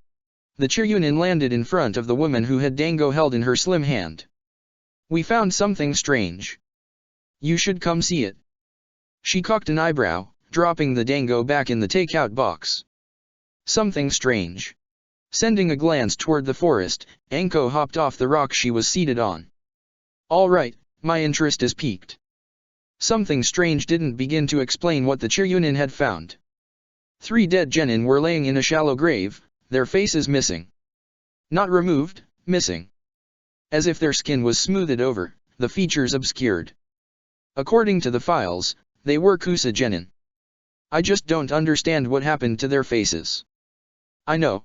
Anko felt a prickle of fear go down her spine. There was only one ninja she knew of who could perform a jutsu like that. Report this to Lord Hokage right away. Make sure to tell him of the face removal. I will enter the forest and find the culprit. Before the Chiryunin could answer, Anko took off on a run. That forbidden jutsu was created by Orochimaru. He called it the vanishing facial copy technique. All that Snake had to do was put a hand on someone's face, and he would absorb it. It allowed him to use that face as his own for as long as he needed unless he took damage. Then the face would slowly wrinkle and crack. She had been so set on watching the Oto ninja, she overlooked the possibility of Orochimaru entering as anyone else. She slid to a stop, eyes wide and the chill of fear all over her. That Kusa ninja from earlier, the one with the long tongue. Anko had been literally looking Orochimaru in the eye and didn't realize it. What did he want here? No, that's not the right question. Who did he want? We should have code words. Naruto mused out loud, pulling a leaf off of a vine and wrapping it around his finger. Something cool. Sakura threw a piece of her granola bar at him. Now isn't really the time for this, is it? She laughed as Naruto easily caught the piece in his mouth. No, Sasuke looked up from where he was picking the raisins out of his granola bar. We actually should do that. Who knows what tricks the other genin would pull. If they transform into one of us, we will need that code word. Pulling a kunao from the tool pouch, Sasuke slowly carved sunshine into the dirt. Handing the kunao over, Sakura carved ghost, then Naruto carved suffer. The 3 kids read each word in their minds, committing it to memory before Sakura used Earth style to erase the words from the dirt. Well, I'm about to give us a reason to use them. Naruto jumped up off the ground. I have to pee. Why do you have to announce it? Sakura threw her hands up. Why do men do that? Giving her a flat look, Sasuke sighed. Not all men. They heard Naruto laugh while he weaved through the brush. Swirling the sake around the small cup, Kakashi half paid attention to Guy's rambling. He wasn't drunk enough to hear about the springtime of youth. Honestly, he wasn't drunk at all. It felt sacrilegious to enjoy himself while the kids were in the forest. Across the booth, Asuma and Kurane had their heads together, smiling as they talked. A memory hit him. Kurane leaning over a grave with Asuma's name carved into the stone. The desperate anger Shikamaru took with him to defeat the Akatsuki who killed his sensei. Not this time. Asuma's child will grow up with a father. Guy's shoulder bumped into Kakashi's, getting his attention. How do you think they're doing? We trained them for this, right? At this point, Kakashi didn't even care if he sounded pathetic. He was done being an emotionless machine. It literally did nothing good for him. Instead, Kakashi looked up at Guy and let the worry show on his face. We did everything we could, right? A large hand gripped his shoulder. My friend, we trained them to the best of our abilities. Now we just have to put our faith in them. That was easier said than done. The trap was too obvious. Whoever placed it down either did it in a hurry or was just terrible at disguising them. Naruto easily stepped over the wire just as a rustling in the brush could be heard. With everything he'd seen in that forest, he thought nothing would surprise him. That idea was blown out of the water when a 50-foot snake wrapped its large body around a tree trunk. Naruto felt frozen in fear as the snake flicked out its tongue, tasting the air. Unwrapping its body from the tree, the huge serpent slowly slithered toward the boy, who was slowly taking steps backward. The back of his legs connected with something warm and firm and alive. A slight turn of his head showed the tail of the monstrous snake directly behind him. He could feel the scales catching on his pants, the muscles coiling as the tail moved. Then, without warning, the snake wrapped its long tail around Naruto's middle, squeezing so tight it knocked the air out of his lungs. He tried to yell out, tried to get his team's attention, but all that would come out was a harsh wheeze. As if in slow motion, the snake brought Naruto close to its huge mouth. How long does it take to pee? Looking in the direction Naruto had headed, Sakura had her hands on her hips. We need to keep moving. Sasuke had just finished damping out the small fire. She was right, Naruto had been gone a long time. I'll look for him. Before Sasuke could take a step in that direction, something moved between the trees. They both paused, trying to find what had moved when a large tree cracked right down the middle. The tree split in half, each side falling loudly, taking leaves and branches with them. A pang of fear shot through Sasuke. That was the direction Naruto had gone. With a yell of the boy's name, Sasuke ran.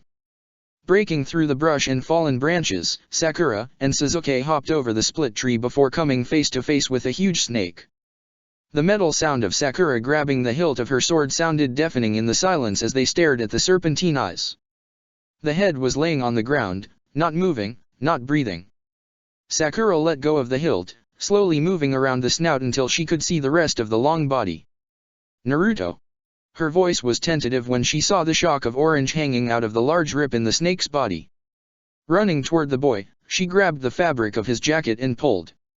Sasuke dropped at her side, reaching through the blood and guts to get another handful of fabric. The bright blonde hair was tinted red with viscera when they finally pulled Naruto's head out of the snake. There was no movement from the blonde as they pulled him free and laid him on the ground. Pulling his mouth open, Sakura shoved her fingers inside to pull the mucus and snake insides from his throat. With a heave of breath, Naruto sat straight up. His eyes were wild, bloodshot, as he whipped his head around, looking at the snake. Is it dead? With his voice hoarse, Naruto coughed up more mucus. Yeah. Sakura hit his back, helping Naruto to cough it all up. Did it eat you? Nodding, Naruto wiped the blood off of his face. It was so fast. I used the wind vortex to rip the thing apart, but I hit my head on the way down. He paused to take a drink of the water Sasuke held out to him. I'm gross. You almost died, moron. Sasuke pushed his shoulder. All you're worried about is that you are gross. He wasn't sure if he wanted to slap Naruto or hug him. Come on, there's a river over there. Both boys realized how lucky they were to have Sakura as a teammate when she opened her own storage scroll and retrieved a whole new outfit for Naruto. Their storage scrolls were given to them earlier before they'd left the house, which gave Sakura ample time to think of little things that boys didn't. The terribly dirty orange jacket and pants were tucked into Naruto's scroll before the boy went into the cold water of the river. It was absolutely disgusting when Naruto had himself clean, crawling up and bank and in front of a warm fire. Clothes, Sakura had thought of. A blanket and a towel, she did not. The fire was the only way Naruto had to dry off in some semblance of quick. Practically sitting on top of the fire, Naruto shivered against the cold still clinging to his skin. At least I don't smell like snake insides anymore. Then, just to double-check, Naruto gave his arm a sniff. Maybe a little. It's probably still stuck in your nasal cavity, Sakura said with a laugh. You might be smelling it for a while, sadly. Naruto gave her a flat look. Sorry. With his skin still damp, Naruto pulled the fresh clothes on. They were uncomfortable, sticking to his skin, but they were warm. Sasuke had been quieter than he usually was, so, as Sakura was organizing the things in her storage scroll, Naruto scooted next to him. With damp hair, Naruto laid his head on Sasuke's shoulder. As if on instinct, Sasuke wrapped an arm around his middle, pulling the blonde close. Moron. He muttered. Sorry. Naruto rubbed his tan cheek against Sasuke's shirt, soaking in the warmth. Well. The trio jumped around at the sound of another voice. The strange Kusa woman with the long tongue stood midst the brush, a dark look on her face. I see you are more skilled than you let on. You took down my snake. Her pale hand motioned in the direction where the huge serpent lay dead. Let's see how you fare against me. There was a flash of something bright before all three kids saw Kunao flying directly at their heads. They were frozen, neither of them could move. It felt so real, the kids thought they were going to die, and then nothing. No Kunao in the air, nothing buried into their heads. It was an illusion. Itachi had taught Sasuke how to avoid getting caught in a genjutsu, the boy knew it wasn't that. This was something different, something more powerful. Reaching his hands out, Sasuke gripped Naruto's and Sakura's in his. Naruto never could resist a genjutsu, and Sakura was trembling. He just hoped this was enough to ground them, to keep them in the here and now. 3 more Kunao came careening in their direction and Sasuke just pulled. Dropping to his knees, Sasuke took the other 2 down with him. Thunk. Thunk. Thunk. The Kunao was embedded into the tree trunk, where their heads previously were. This time, they were real. When he looked for the woman, she was gone. In her place was another giant snake. Move. Sasuke barked out, pulling the other 2 to their feet. They scrambled up the thick tree trunk next to them, getting high on the branches, backs to the bark. Who is that woman? The crackling of branches could be heard as the snake wrapped around the thick trunk, slowly making its way up to them. With a glance shared between them, all 3 took flight, spreading out on the surrounding trees. They hammered the snake with ninja tools, putting chakra behind them so they buried deeper into the scales. One was sent straight through its eye, another buried in the top of its head. Finally, the snake fell, laying limp over a branch. The kids all looked at one another, knowing that was too easy. They were proven correct when, from the neck of the snake, a person formed from the scales. They looked like the woman from before, but something was off. The skin seemed like it was flaking off the face. Interesting. They hissed out, extending their body into a snake form and slithering along the branch. Let's see what else Hatake taught you. The snake-like body coiled tightly before springing forward. They went directly for Sakura, more snakes shooting out from their sleeves. Blood splatter hit the branch as Sakura swung the sword, cutting the snakes in half. There was a yell before the Sakura swung again, cutting the arm off at the elbow. Resting the sword on her back, Sakura watched as the long snake-like body shrunk down into a normal human body.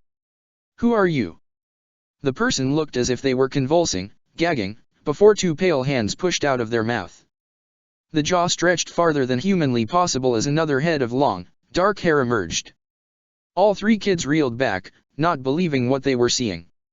Once a new body had fully emerged, a man stood in front of them. My name is Orochimaru. The pale man huffed out a laugh at the expression on the trio's faces.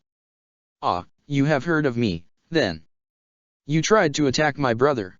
Sasuke snarled. The fact that he shouldn't know that didn't occur to him until the pale man gave a sinister smile. Interesting. The ever-faithful Hatake Kakashi has been dabbling in insubordination, has he? His serpentine eyes flickered over Sasuke. Communicating with your rogue ninja of a brother? He's the reason you're an orphan, my dear Sasuke. Do you care that little about your family? Standing up straight, Sakura gripped the hilt of her sword tightly. Unclipping his ninja tool pouch, Naruto gripped a kunao in his hand. Sasuke eyed the man in front of him, his eyes like steel. You know nothing about me or my family. Itachi told me you would come for me. Oh, you have me all wrong, Sasuke. His abnormally long tongue licked at his lips. I don't chase my prey, my dear boy. You will come to me on your own. With a twitch of his hand, Orochimaru sent 2 pure white snakes slithering down his arm. They sat in front of him, coiled, ready to strike. The venom glistened in the rays of sunlight as it dripped down their bared fangs. There's nothing your little friends can do to stop me, either. I'm definitely not afraid of a baby Jinchuriki. There was a flash of red in Naruto's eyes, but it was gone as soon as it came. He gave a slight shake of his head, a brief close of his eyes, before turning them back to Orochimaru. It did not escape the Sunin's notice. Thoughts of the boy being able to communicate with the demon being too tempting to ignore. However, that was for another day. Orochimaru had time.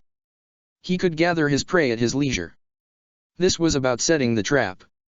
The sound of scraping bark was Orochimaru's only warning before 2 Naruto clones closed in on each side.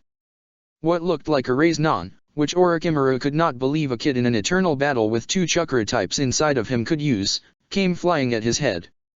He grabbed the boy by the neck, Rasengan missing its target and ripping part way through a tree behind them, before throwing Naruto off the branch. The second one wrapped around his back like a monkey, before a blanket of fire came over him. Orochimaru heard the poof of the clone as his own flesh sizzled. Sasuke could still feel the heat of his fireball hanging in the air around them as he waited for the flames to die down. The two white snakes Orochimaru had set loose earlier were gone, as was the Sannin himself. All that remained was charred bark and leaves turned into ash. Activating his Sharingan, Sasuke looked around the trees, scanning for the creepy man. Naruto and Sakura got into formation, allowing them to watch all sides. Then Naruto let out a yell. Right between their legs, a white snake had slithered in. His long fangs were currently buried in Naruto's leg. He ripped the snake off of his leg, throwing it against the tree trunk and burying a kunai through its head. Sakura hit her knees next to him as Naruto sat down on the branch. Her green glowing hands hovered over the bite marks, venom bubbling to the surface and dripping onto the bark. When the venom was all removed, the thick liquid slowly eroding a hole in the branch, Naruto took a deep breath. Sakura stood back up, gripping the hilt of her sword again. Now where is he? The kids weren't stupid, they knew one fireball wouldn't kill a Sannin. Still scanning the forest, Sasuke held a hand up, silencing them. You okay, Naruto? Yeah. I hate snakes. Sasuke felt himself smirk. We need to move. I can't find him, but I'm sure he can see us. He felt the other two stand close to him. We can't defeat a Sannin. No, a voice sounded through the trees. You definitely can't. Snakes shot out from between the leaves, heading straight for the three kids. Orochimaru followed behind them, the snakes seemingly attached to his body. The Sannin needed a brief moment to regenerate his body, the fireball from earlier catching him more than he liked to admit. His snakes found purchase, gripping onto Sasuke's shirt before his balance was thrown off. He felt himself careening into a tree trunk before righting himself and landing neatly. The snakes that were extended from his arm were cut in half, falling off the branch into the forest below. The pink-haired girl, whose name he hadn't cared to learn, was holding a 7 ninja swordsman sword in her hands. Well, isn't that interesting? He'd just have to thin out his competition. So, Naruto. I see your Jounin-sensei taught you your father's jutsu. Does that make you feel less alone? Less abandoned? My parents didn't abandon me. Again, the blue eyes flashed red. They protected the village and me. Orochimaru huffed out a laugh. Is that what he told you? And now you are expected to protect that same village? The one who neglected you, hurt you, abused you? Does he want out, boy? Does he talk to you? I can make him stop. I can make you stronger. Don't listen to him, brat. Even I know there is something evil about that man. Come with me, Naruto. Kid, even you are smarter than this. Naruto. Kid. What are you doing? I'm working on a jutsu, Naruto. One that could bring your parents back. He's evil. Shut up. Naruto grabbed at his head. Everyone talking at once, it was all too much. That evil man talking, Kurama's voice booming through his head. Naruto just wanted it to stop. Shut up. Dropping to his knees, the blonde dug his fingers into his hair. The branch under him began to shake as the red chakra seeped out. Sasuke tried to break through, to say his name and shake his shoulder, but the red chakra burned his skin. The blood-red eyes flickered toward Orochimaru, entirely ignoring his team, before dropping his hands down on the branch.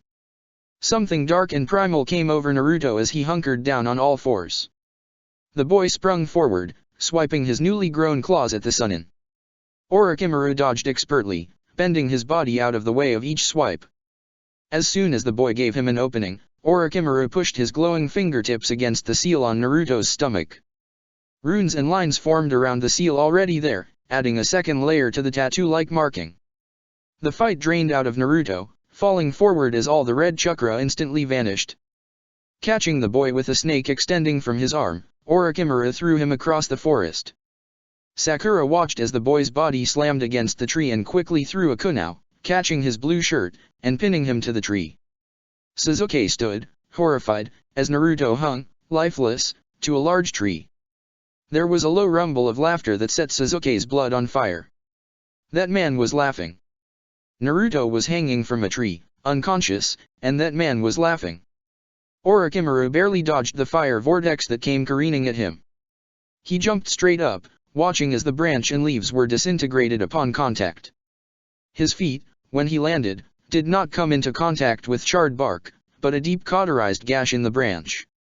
The smell of burning wood was heavy in the air. Before the dust cleared, Orochimaru caught sight of a metallic glint before a huge slab of metal cut through the debris.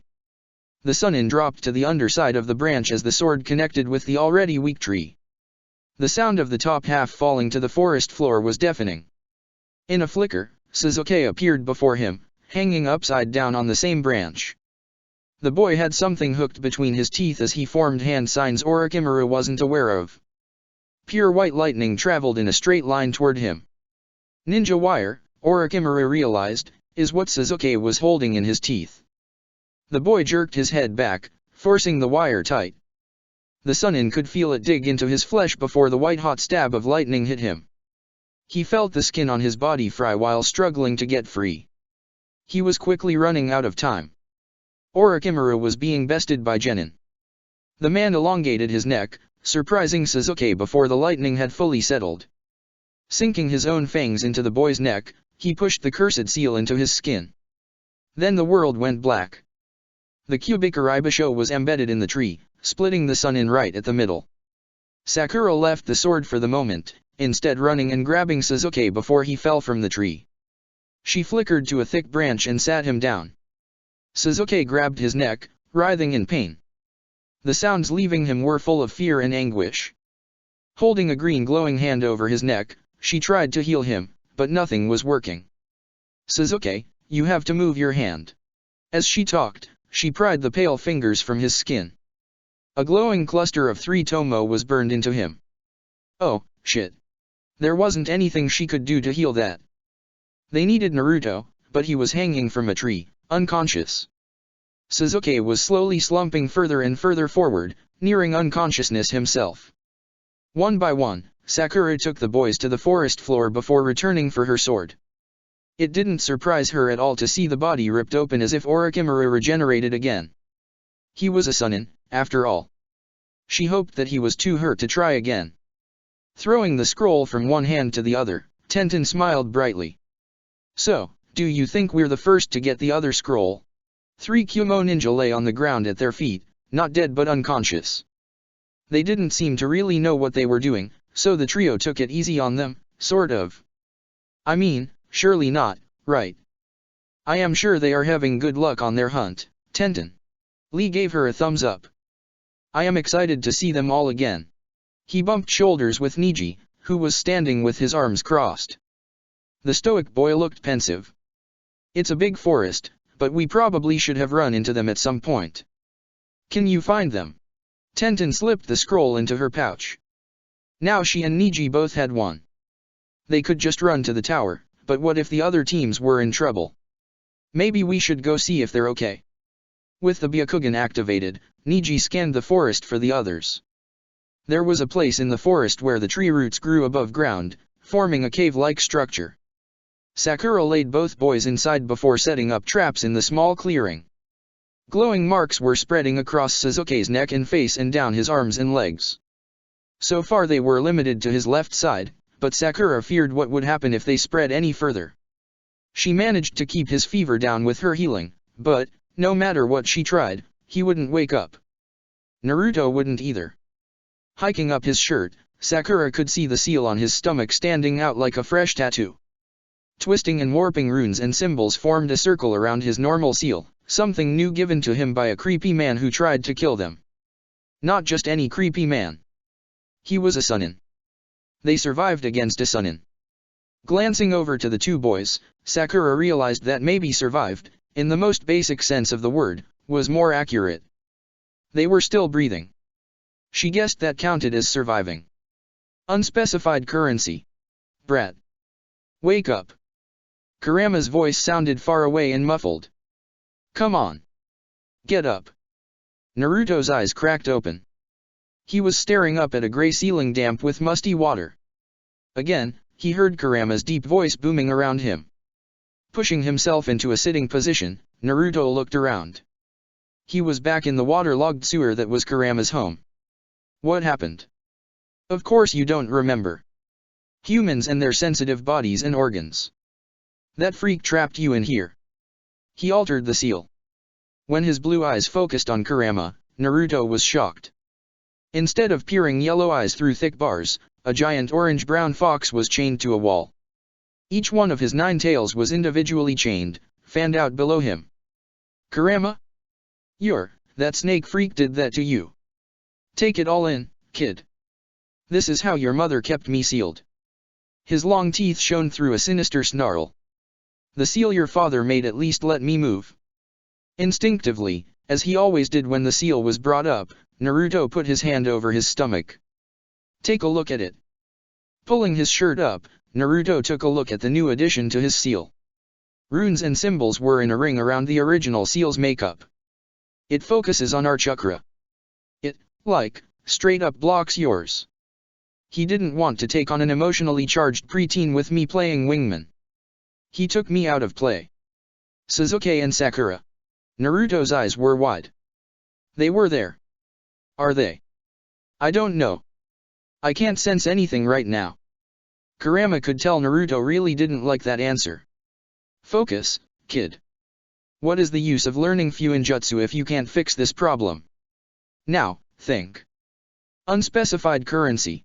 There was a rustling in the brush, taking Sakura's attention away from the boys.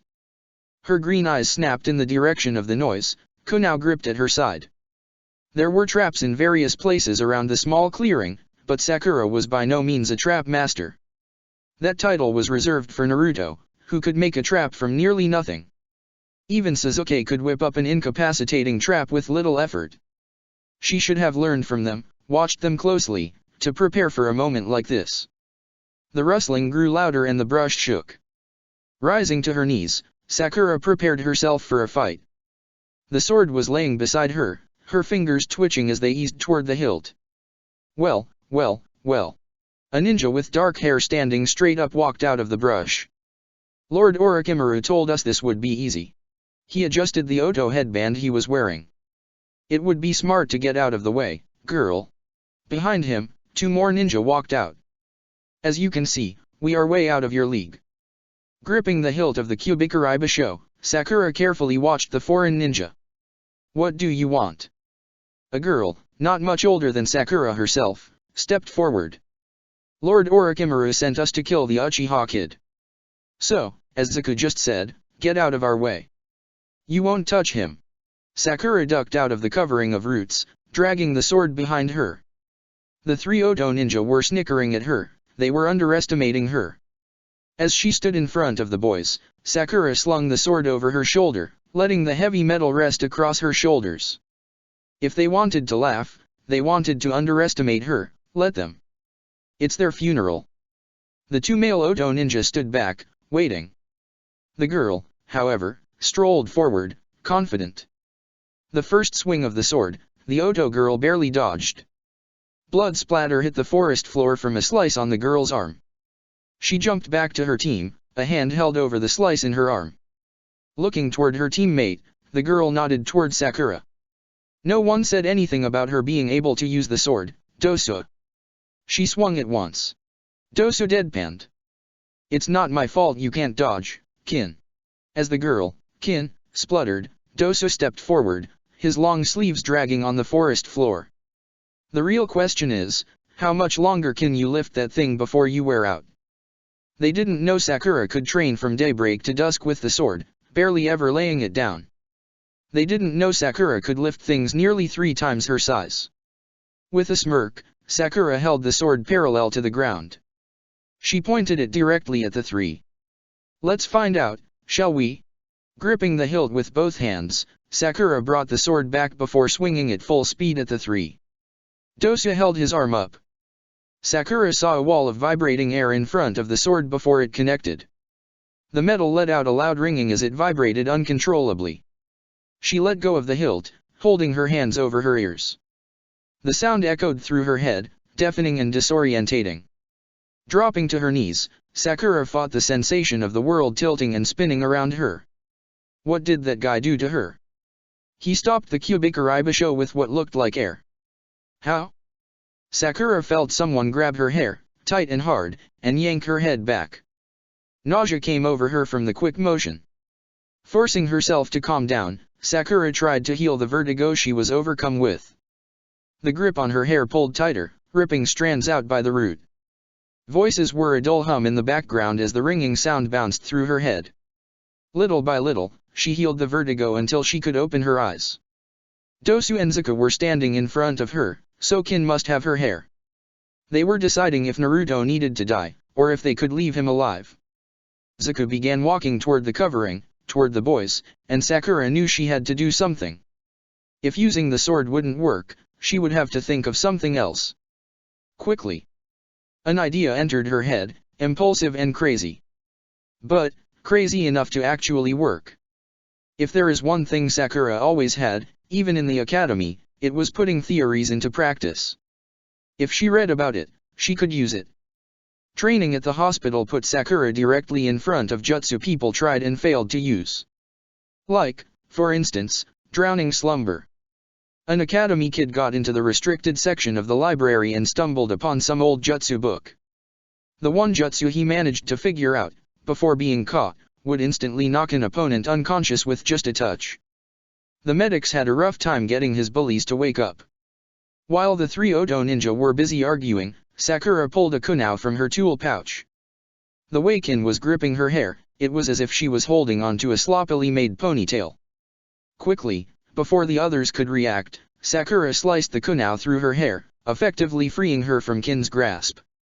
The girl stumbled back in surprise, but Sakura adjusted the grip on her kunai and jammed the point into Kin's thigh.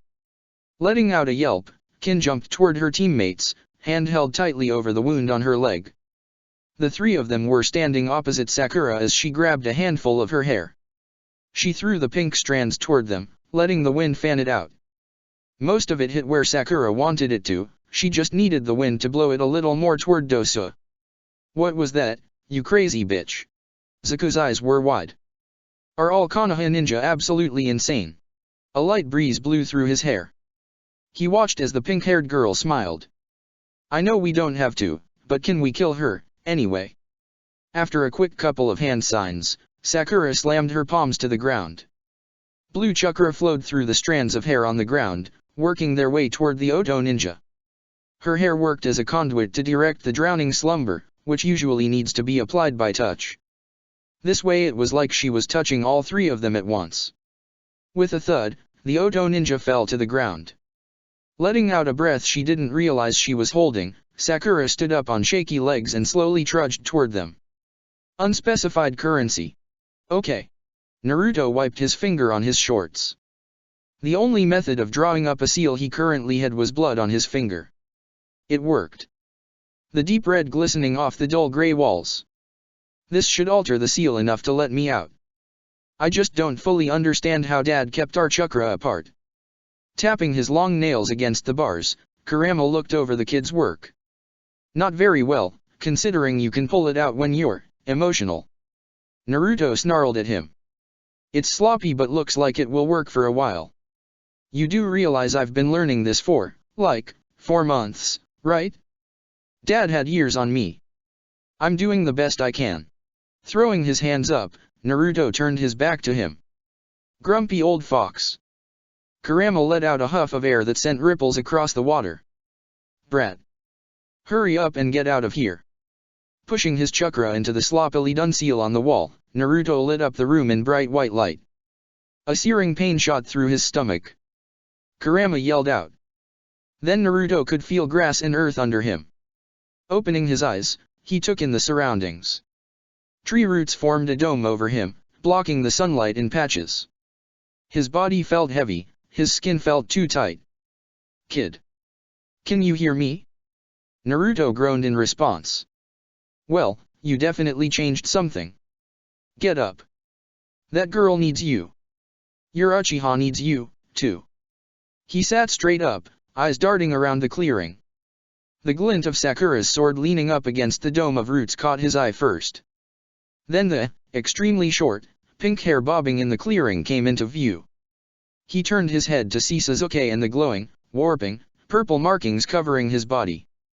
Naruto. He looked up to see Sakura diving into the opening, wrapping around him tightly. "Oh, Naruto. I was so scared. What happened?" She pulled back, her uneven, jagged hair covered in brown dirt. "Orochimaru did something to your seal. Then he, bit Sasuke. Put this mark on him. I can't get him to wake up. I couldn't get you to wake up, either. Then these guys came for Sasuke. I fought them. They're tied up."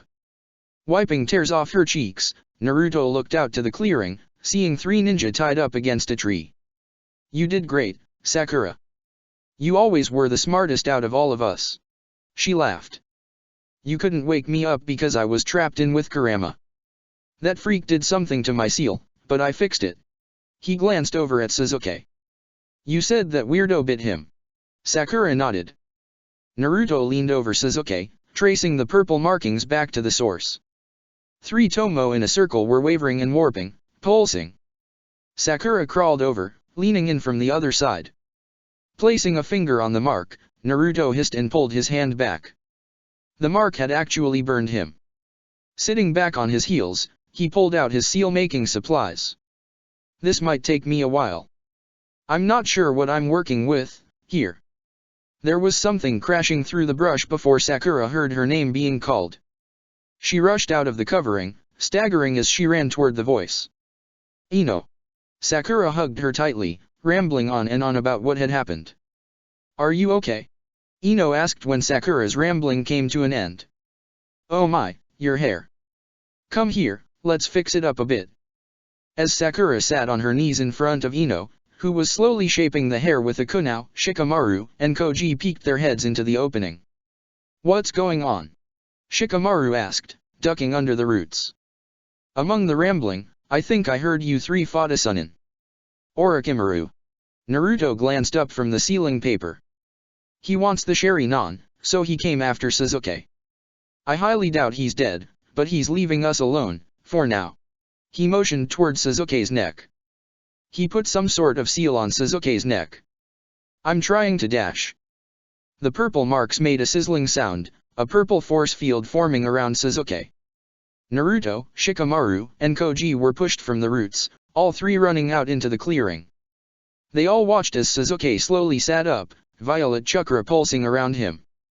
Sasuke was disoriented at first, not sure where he was. Then everything snapped into focus, crystal clear and bright. Power was coursing through his veins, his muscles feeling stronger, more resilient. The roots cracked around him as his violet force field grew bigger. When they splintered and went flying, Sasuke could finally see everyone in the clearing. They were all staring at him, wide-eyed and mouths hanging open. Looking down at his hands, he could see the flame-like markings licking down his arm and leg. His neck burned like someone was holding a hot poker to him, but he felt so powerful. "Sasuke." His head snapped up as Sakura called out his name. She sounded scared. Are you okay?" She stood in front of Ino, her hair chopped short and hands folded in front of her chest. Standing up, Sasuke's eyes roamed over the clearing. Naruto was covered in dirt and blood that looked like someone attempted to clean it up.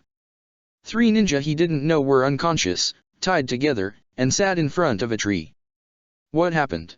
His voice came out deep, crackling and primal. "Who did that to you, Sakura?" The hair? I cut it." "It's okay, Sasuke. I'm alright." Sakura took a hesitant step toward him. Holding his hands up, Sasuke could practically see the power coursing through him. He felt invincible. "Did Orochimaru do this to me?" "When he bit you," Sakura answered.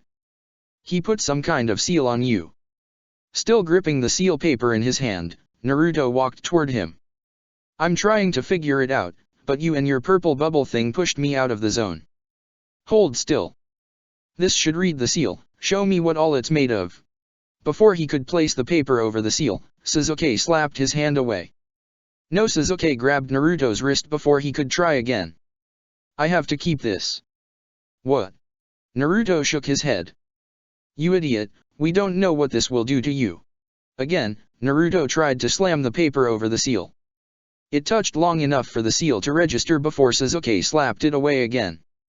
The paper fluttered to the ground, black ink seeping over the dull beige. A clone of Naruto hurried over and grabbed the paper, hiding behind a tree to work on how to fix it. Sasuke wrestled with the real Naruto, pushing him away.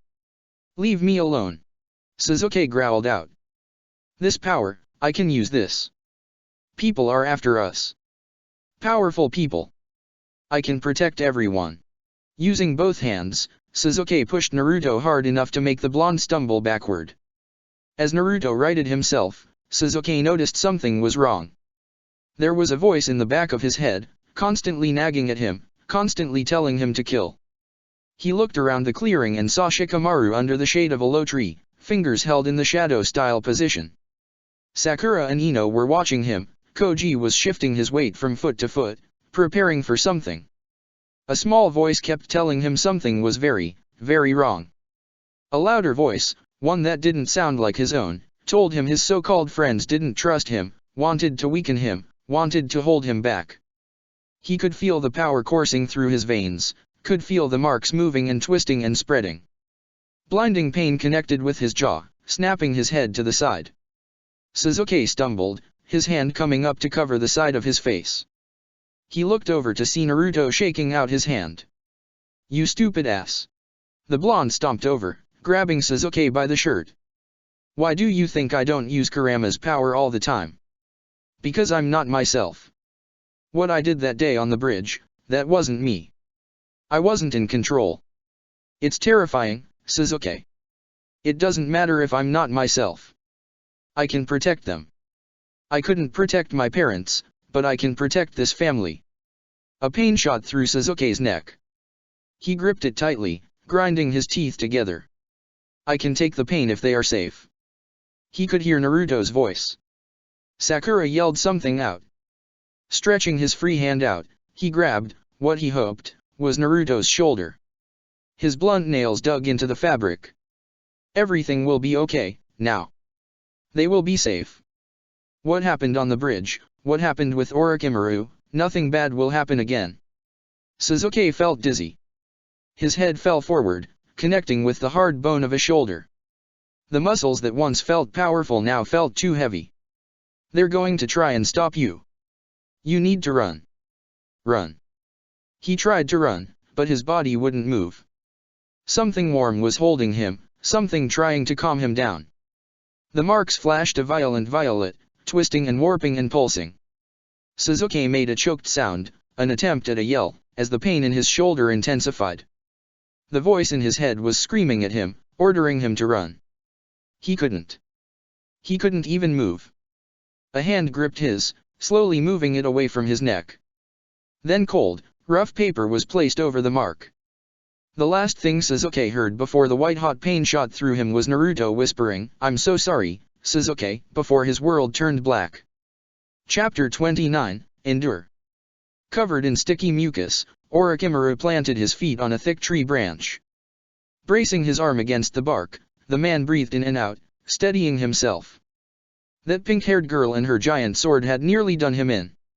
If he'd been half a second slower, less than the blink of an eye, there would be no reanimating. Those 3 genin had nearly taken down a Sunin. 3 genin. Orochimaru's head spun with that realization. The Jinhyuriki knows a jutsu that was created by the father he'd never met. Sasuke, his future body, his prey, was quick and lethal. But Orochimaru had planted the seed. His carefully crafted seal would do the rest. Sasuke would be his, soon.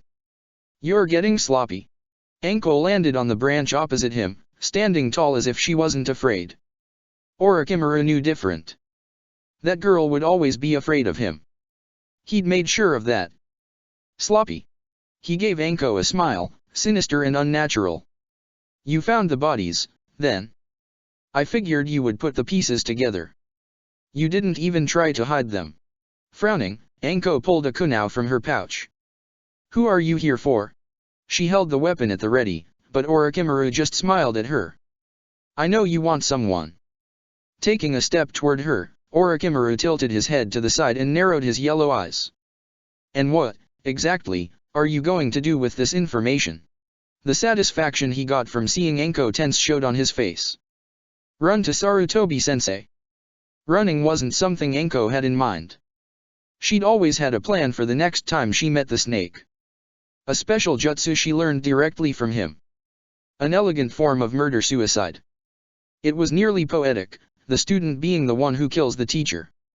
Anko pushed off the branch, neatly landing in front of Orochimaru, who now poised to fight. All she needed was his hand, held at just the right angle, for the jutsu to work. It took them dancing around each other for quite a while before Anko had him where she needed him. She knew she couldn't keep Orochimaru pinned for long, so she had to work fast. With a kunai stabbed through both of their hands, keeping them together, Anko formed the seals. Then white-hot pain shot down her neck. She reeled back, the kunai ripping the meat of her hand. In front of her, Orochimaru's body broke down, white snakes falling to the forest floor. It left just Anko with her hand pierced with a kunai into the tree.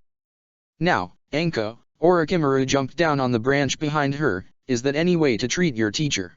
He had a teasing lilt to his voice that sent a shiver down Anko's spine. You forget, girl, I have complete control over you. Reaching around her, Orochimaru gripped the kunai and pulled it out of the tree in her hand. You will not cancel these exams. You will not ruin my plans. Make sure you tell Sarutobi-sensei that, also. After the man flickered away, Anko slammed her fist into the branch. She failed. She was so close. What would Sandaime think of her, now? Their faces were missing. Hiruzen stood behind his desk, pipe hanging loose in his hand. The Chiryunin in front of him was fidgeting, not used to being under the scrutinizing gaze of his Hokage. Like ripped off. No, sir. Again, the young man shifted from foot to foot, nervous. It's as if they never had a face to begin with. Just untouched skin. The pipe fell to the ground, bouncing off the hardwood floor. There was only one person he knew who could perform a jutsu like that. Where is Anko? Hiruzen could feel his heartbeat rise. She went into the forest, sir. Ordered me to come tell you. No. Not here. Not now. Hiruzen had just lost one of his closest friends, and now his wayward pupil was back. Orochimaru, the student he failed to save from the darkness, who had performed violent, evil deeds, wasn't in the village for any peaceful reason. Anko couldn't handle this on her own, she needed backup. Making a motion with his hand, Tuumbu flickered into his office. I'm allowing Jounin-sensei into the forest. Whichever are closest, send them in. With a nod, the two flickered away. Sir. The Chiryunin couldn't keep eye contact with the Hokage. Hiruzen cut the young man off. Go. Spread the orders. His bed was a mess. Sheet pulled from the edges, blanket half on the floor, pillows askew. Tossing and turning as every horrible thought echoed through his mind. Kakashi was exhausted. It was still early. The village had barely woken up. With his hands in his pockets, Kakashi walked down the path from his house, heading toward the village. He needed to walk. He just needed to take his mind off of everything, of all the terrible what-ifs that ran through his head the entire night. Seeing his kids dying over and over and over again, Kakashi just needed something. Even after knowing Obito is alive, he still itched to talk to the stone. It was an old coping technique that was hard to break. Instead of taking a left, Kakashi took a right at the crossroads. His feet took him to the far side of the village, where the hustle and bustle felt so far away. The graveyard seemed to be surrounded by a bubble of quiet, refusing to let anything disturb the dead inside. There were fewer graves here in this timeline than there were in the previous one. It was a sobering reminder of the work Kakashi had left to do. Rin's grave was still the same as he remembered. Lilies, her favorite flower, sat in a vase next to the stone. There were times, Kakashi remembered, that he'd find the lilies he'd just placed scattered in the wind. He always wrote it off as kids being kids, but there was always something about it. Something that didn't sit right with him. The sound of someone walking up the path, the gravel crunching under their feet, made Kakashi look away from the stone. Guy? What are you doing awake this early? I'm always up this early. It's when I do my first jog of the day. His dark eyes flicked from Kakashi to the gravestone behind him. My dear friend, I believe it is time to stop torturing yourself by talking to stones. Kakashi's shoulders dropped. You have people here who will listen, you know. It was true. He never gave these friends as much time as they deserved before. Hell, they'd come together to give Kakashi and his boys a house. It never occurred to him how many friends he had, or how close they were to him. He was always too preoccupied with living in the past, seeing the ghosts around him, smothering him. Rin wouldn't have wanted her memory to be painful. I couldn't sleep last night. Kakashi opened up. He'd been throwing caution to the wind more and more. Seeing the war, seeing his comrades die, seeing his own kids give up their lives to save others, it was a sobering reminder that life is fleeting and shouldn't be wasted. Guy smiled at him, gripping his shoulder tightly. The kids are strong. We made them that way. They made each other that way. The man tilted his head up to the rising sun. No matter how badly we want to be, we will not always be there to protect them. We need to know they can protect themselves. This is that first step. It's terrifying. Yes, old friend. That it is. After a few minutes, Guy finally convinced Kakashi to leave the graveyard. They walked along the paths and roads, not aiming to go anywhere, just letting the wind guide them. At this point, the village was finally starting to get busy. Civilians were rushing off to work, ninja were going home from night shift on the walls. Several ninja ran past the two, pushing their way through the crowds. Then they heard the commotion as several shinobi were gathered in a small cluster on the side of the road. Hokage sorter, Sunin in forest, Jounin allowed in, a young man standing in the middle of the crowd was panting between words, trying hard to catch his breath. The young man barely finished his sentence before Kakashi and Guy took off toward the forest. Under the cover of low-lying limbs, 3 ninja from Kiri sat close together. They had their orders, directly from the Mizukage himself. Test how skilled the Konoha genin are, see where their power levels lie, if there are any troubling abilities. Keep an extra close eye on Sharinon Kakashi and his genin team. Report back everything you see. As Ida Michi sat, cross-legged, in the mossy ground, she kept her senses flared out. Several genin teams were still mulling around, hiding in bushes or being cut down by their peers. None of them were a threat. Kiri ninja were trained differently, taught a different way of thinking. Konoha ninja were spoiled, coddled, didn't know true pain. Not like Kiri did. Yo! With her hair a stark white, Ano Hiraki knelt down in front of Michi. Raiko thinks he found them. Her special weapon, a trident, hung off of her back. East a bit. They're stopped, he thinks. Michi nodded, preparing to stand up. Lord Yagura will be getting restless. We have to give him something. She turned her eyes to what little sky showed through the canopy. What little we sent so far hasn't made him happy. Raiko's little friends have been getting us a lot of information. It's not our fault that team isn't as strong as he wants them to be. Hiraki shrugged, turning her head toward the surly dark-haired boy by the small stream. Yo! Raiko! Let's roll out. The boy sent a wave back before dipping his hand into the water. Small droplets converged around his hand and rolled up his arm. Absorbing into his skin, the droplets fed the information they had learned back to Raiko. He turned to join the rest of his team, letting the information fed to him by the droplets enter his brain. They're still stopped. Seems one of them is sick. Oh. Michi twirled a kunao around her finger. This will be easy, then. From somewhere deep within her, she felt a rumble of laughter that wasn't her own. It came from the Mizukage's gift to her. It made her feel sick. Cursing, Kakashi slid to a stop beside Anko's collapsed form. She was gripping her shoulder, grinding her teeth together in pain. She tried to wave off their concern, but Guy wasn't having it. He pulled the woman up on her feet, letting her lean against a thick tree trunk. He's after someone. Anko winced as another round of pain shot through her. Said not to stop the exams. Pushing herself off of the tree, Anko wavered on her feet. Guy's hand shot out to catch her, but she just slapped it away. I'm okay. Why are you in here? Sandaime waved the "No Jounin Sensei in the forest" rule. Someone was jumping from the branches above them, catching Guy's attention. I see we are not the only ones who came in. Anko looked startled. What? No. Why would he do that? There's a sun in the forest, Anko. Kakashi kept his voice as level as he could. Another thundering set of footsteps ran past them, just out of sight. Did he say who he wanted? She shook her head. No, but he wasn't in a sharing mood, either. He's hurt. Kakashi and Guy shared a look. They said this year's genin were strong, but I didn't think they could take on a Sunin. I'm sure there is some hurting genin somewhere in there. Sure that Guy was on the same wavelength as him, Kakashi knelt down to the forest floor. If Orochimaru was hurt, then he did try to get to Sasuke. And his kids had held their own. But he had to find out if they were okay.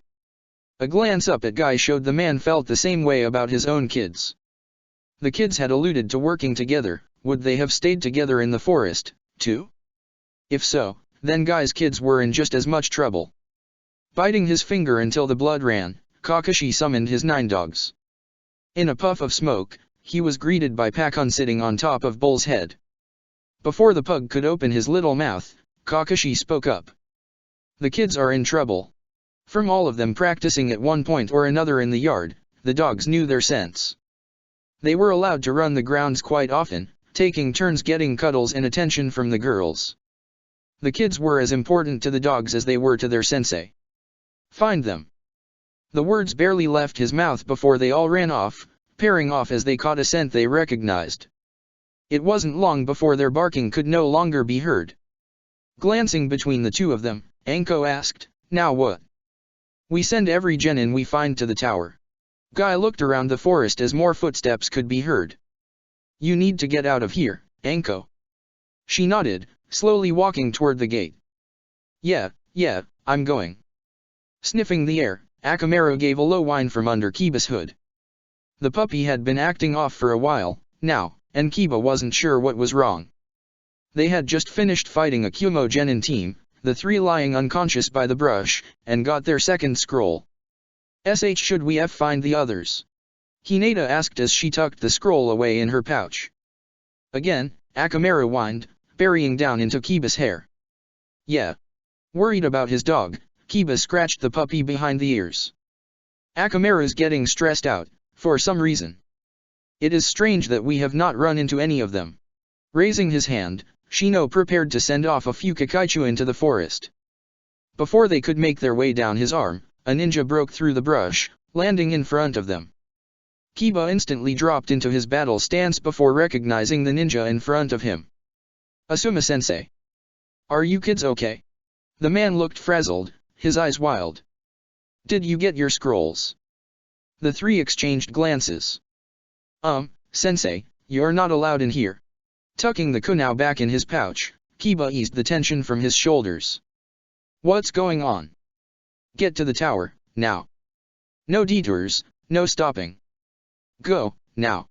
His voice boomed off the trees surrounding them. Asuma's eyes looked harder than the genin had ever seen. The usually stoic, kind man was sternly pointing the kids in the direction of the tower. The 3 jumped into the trees, very confused and very concerned. Asuma watched them go, keeping an eye on the overly confident Kiba to make sure the headstrong boy listened. Once out of his eyesight, Asuma turned around to check the rest of his perimeter. He didn't notice the way his flak jacket rubbed against the leaves jutting off the trunk, nor the Kakaicha that buried into the folds in the fabric. With his Byakugan activated, Niji saw him coming before his teammates did. He stopped on a thick branch, motioning for Lee and Tenten to land beside him. "Something is wrong." Feet landed on the branch across from the 3, hand bracing on the thick trunk. "You kids okay?" Genma asked, taking in the state of the kids. "You look okay." "We're fine, sir." Tenten tilted her head to the side. "Why are you here, though?" The senbon in his mouth moved to the other side as Genma weighed how much he should say. "There's been a situation. All genin are to report to the tower immediately." He didn't miss the way Niji's eyes narrowed, Byakugan still activated. "Turn around and head straight there. No getting sidetracked." Lee gave him a salute before the 3 turned around, heading toward the tower. Genma watched them go, knowing the Hyuga wasn't buying his half-assed story. They had been on their way somewhere. Genma could only guess where. Shaking it off, Genma continued on to the rest of his perimeter. With shaking hands, Naruto took the canteen of water Koji handed him. The way Sasuke screamed, the way the boy writhed on the dirt, the way his already pale skin turned a ghostly shade of white, was seared into Naruto's mind. As if watching Sasuke go through all of that wasn't painful enough, Naruto had the added knowledge that it was he who caused it. He could hear Sakura and Shikamaru talking in the background, but everything around him was muffled. His mind was zeroed in on the pale, sleeping Sasuke beside him. Someone called his name, but it was too muffled for him to recognize. Instead, Koji gently nudged his shoulder and tilted his head toward Ino. "Naruto, look at me." Her pale eyes were bloodshot.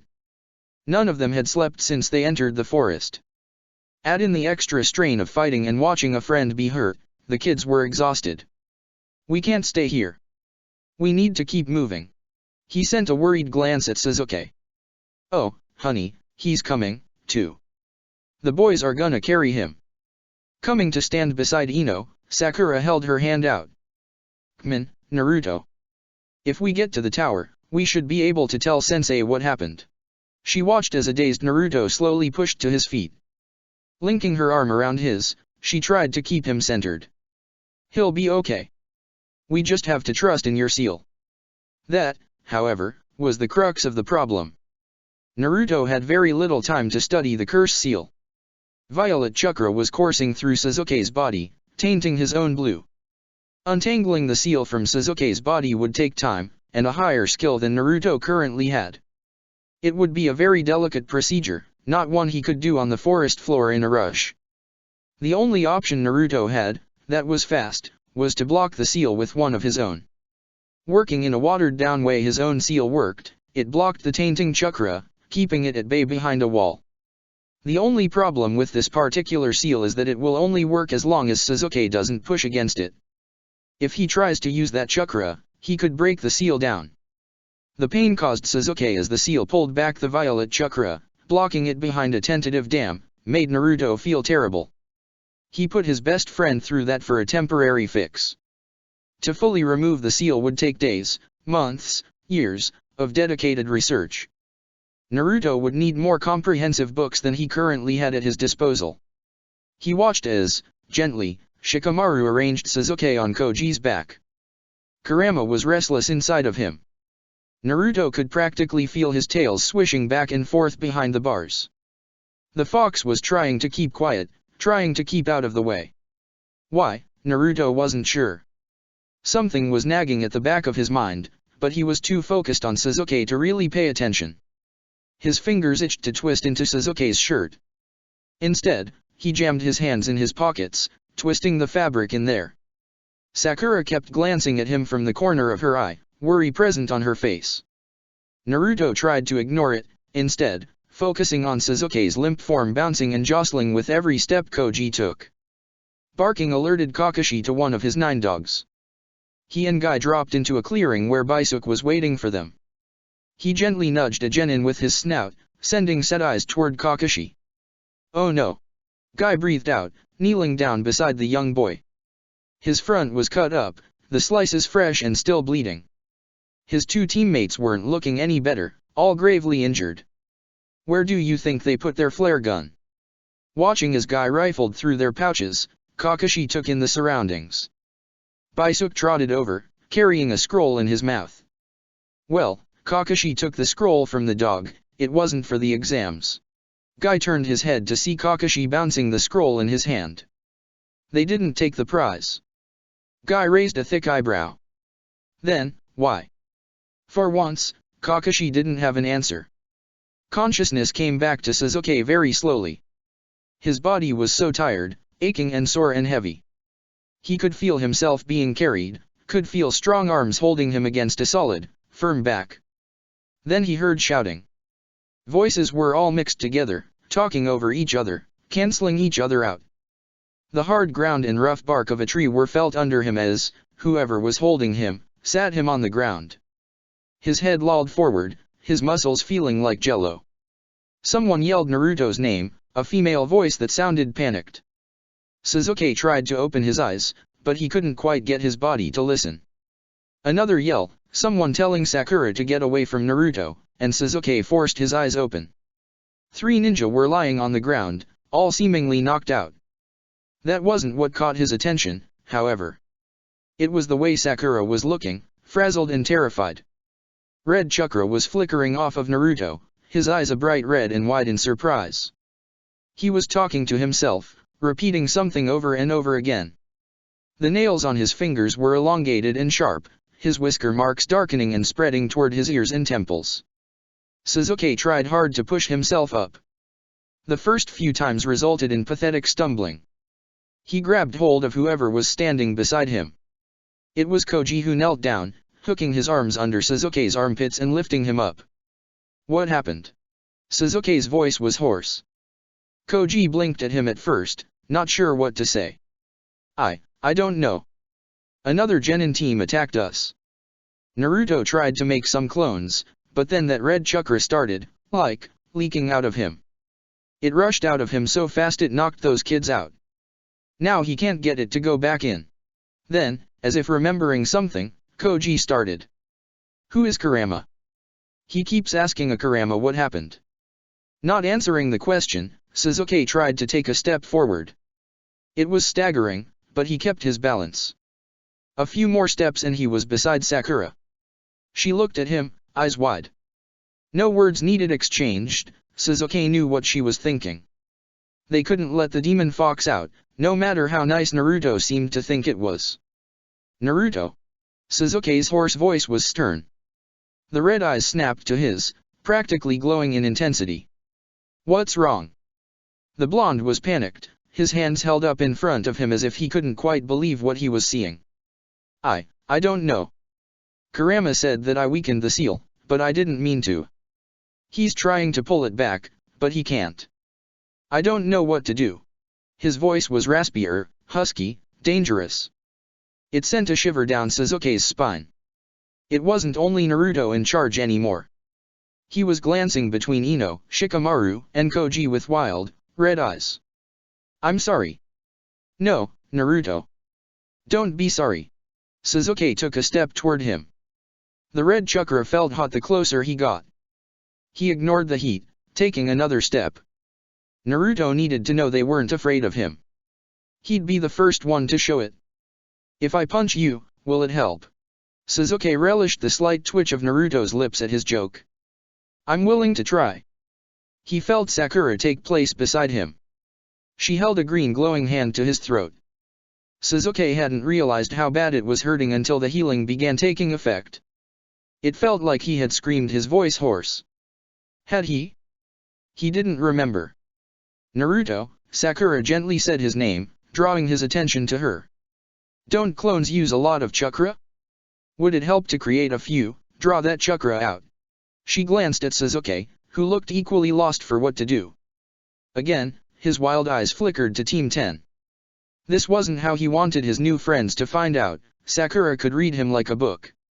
It's okay, Naruto. A tense few moments passed before Naruto brought his hands in front of him. A dozen clones, all with sharp claws, red eyes and flickering chakra, appeared behind him. Groans and shouts of pain filled the area as the clones grabbed at their heads, fell to their knees, or fell over. One by one, they popped, sending hot air whipping past the group. With each clone dissipating, the original Naruto slowly came back to himself. The whisker marks shrank back to normal. His claws receded back into his normal, blunt nails.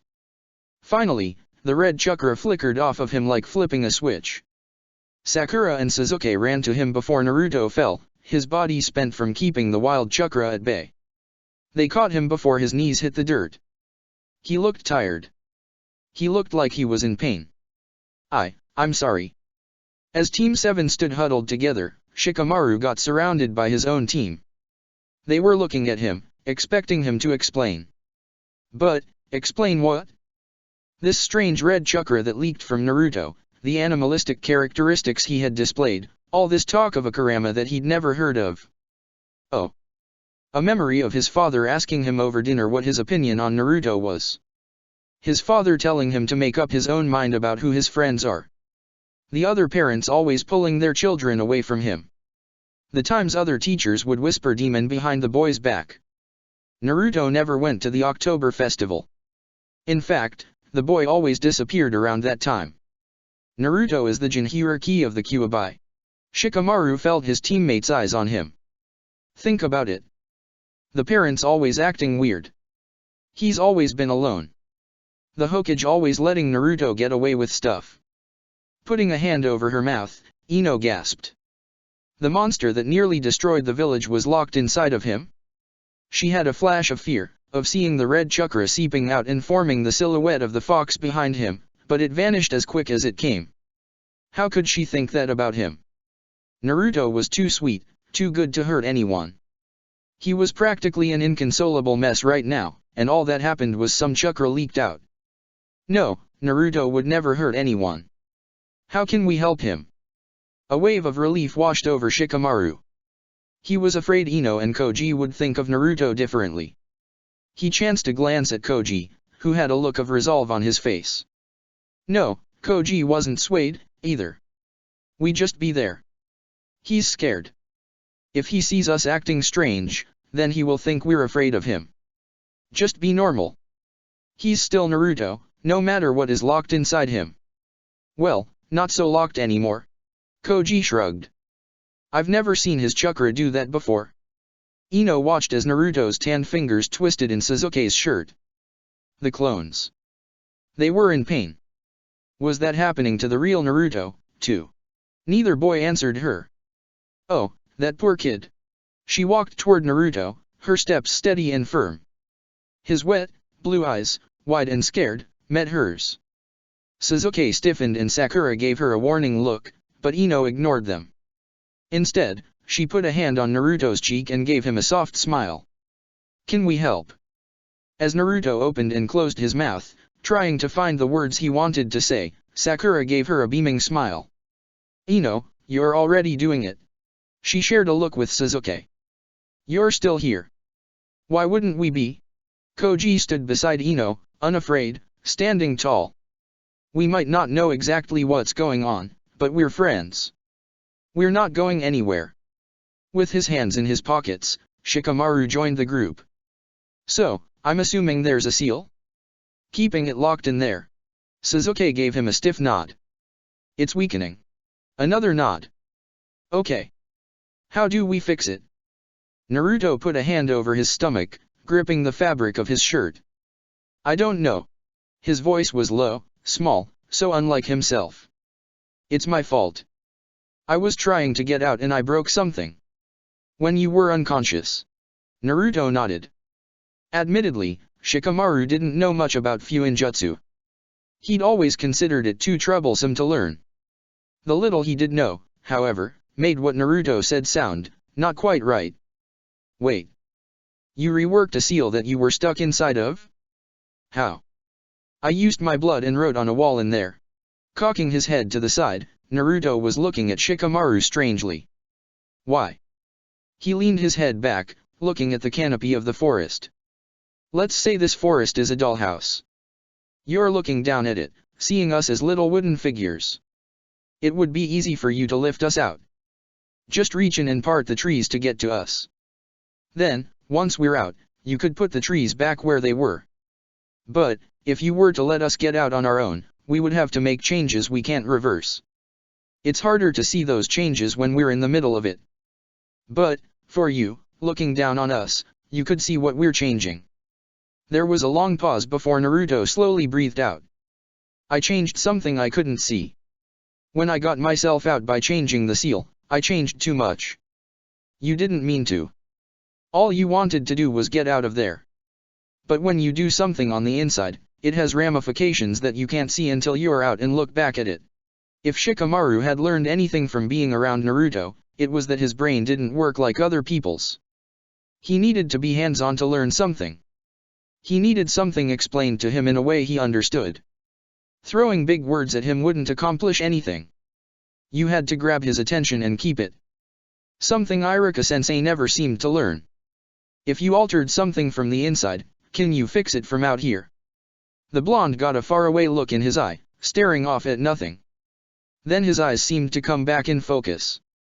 Maybe. I need my books and a way to draw out what my seal looks like. I can't do it right here, right now. That's fine. Shikamaru nodded.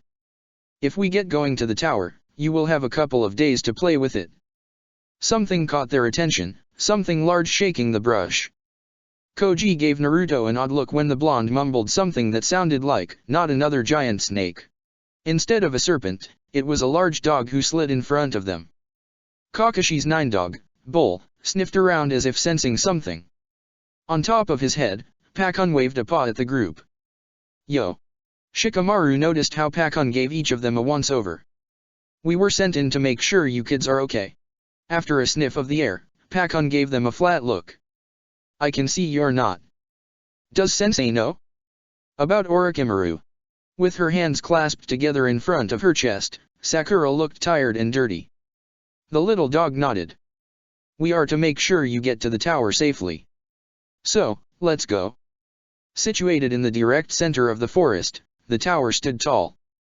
The white walls and red clay roof tiles stood out against the dark green and brown background.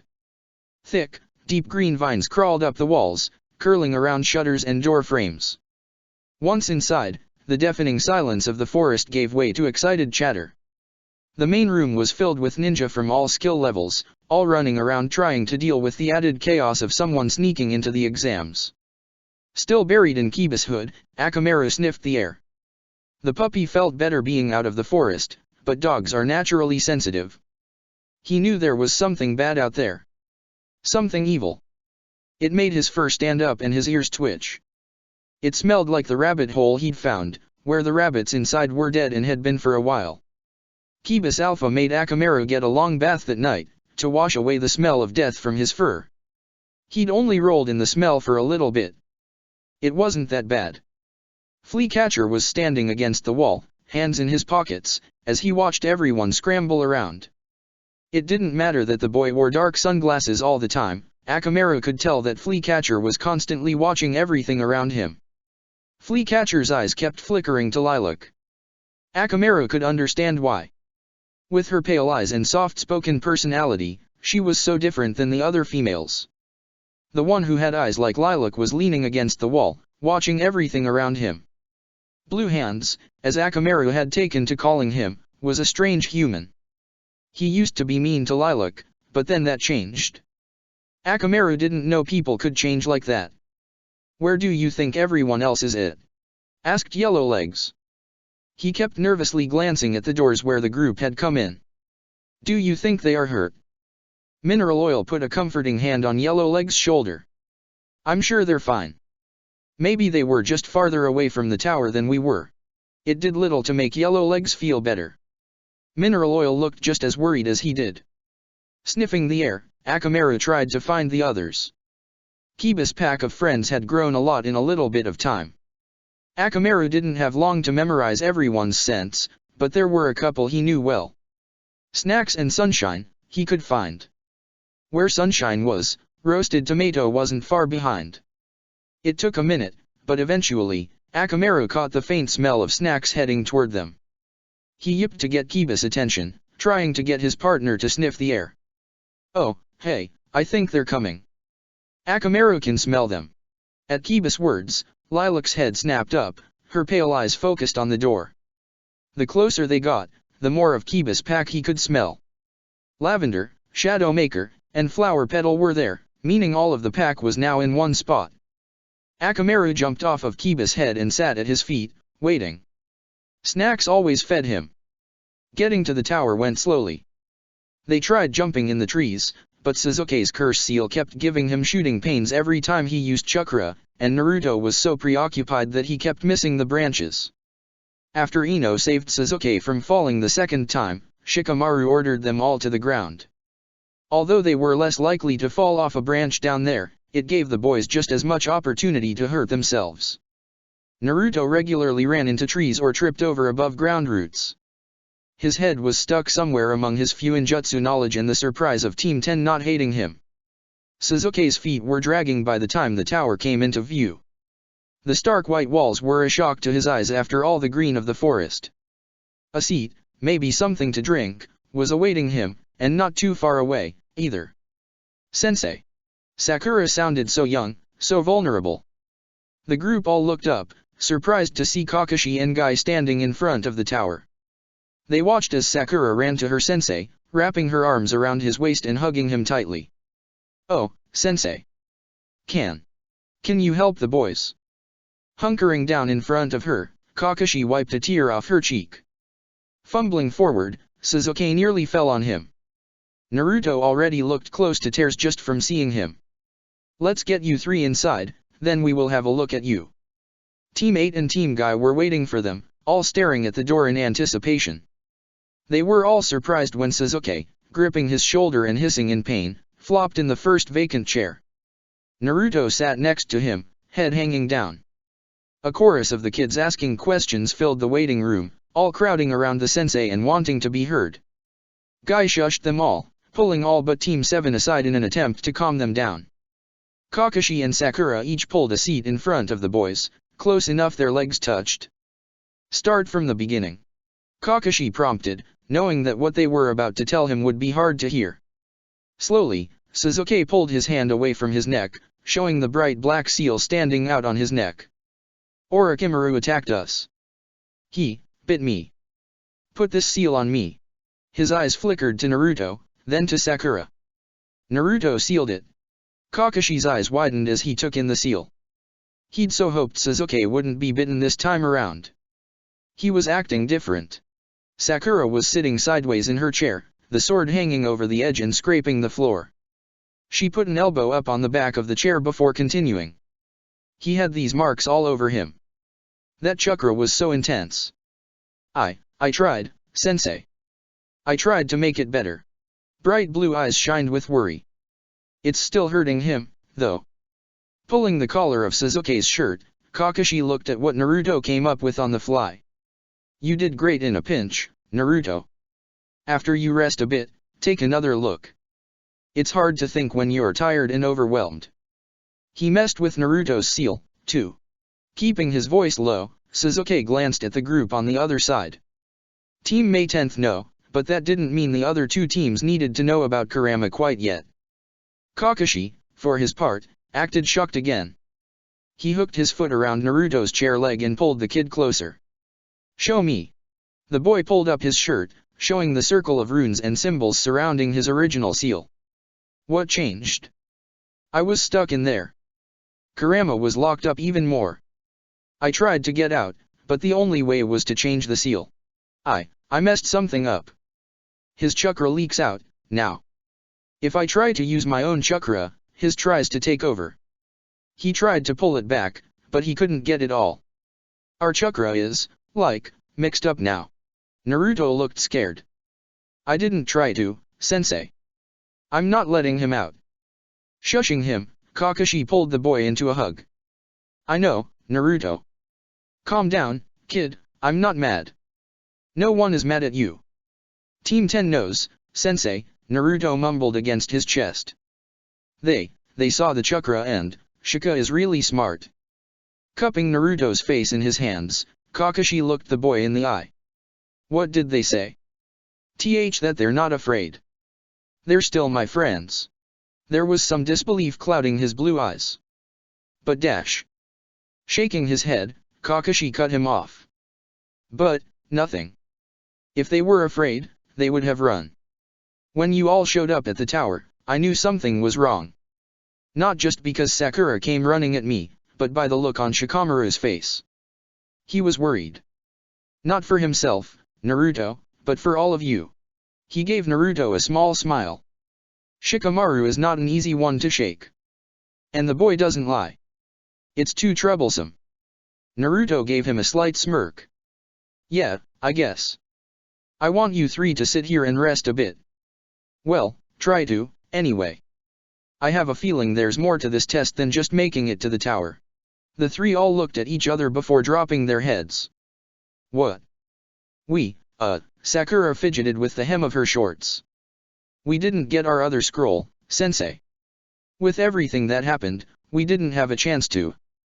Kakashi knew exactly where the cameras were in this tower. He also knew how to get one over on his sweet little genin. "Are you sure? Might want to check your pouch, Sakura." The surprise on their faces when Sakura pulled out the scroll they needed made Kakashi smile. Was it cheating? Probably. Did Kakashi care? Absolutely not. Chapter 30, Miscommunication. One by one, the genin teams who arrived at the tower were given a separate bunk room. It was small, barely big enough for the 2 bunk beds and a small desk that sat in the corner.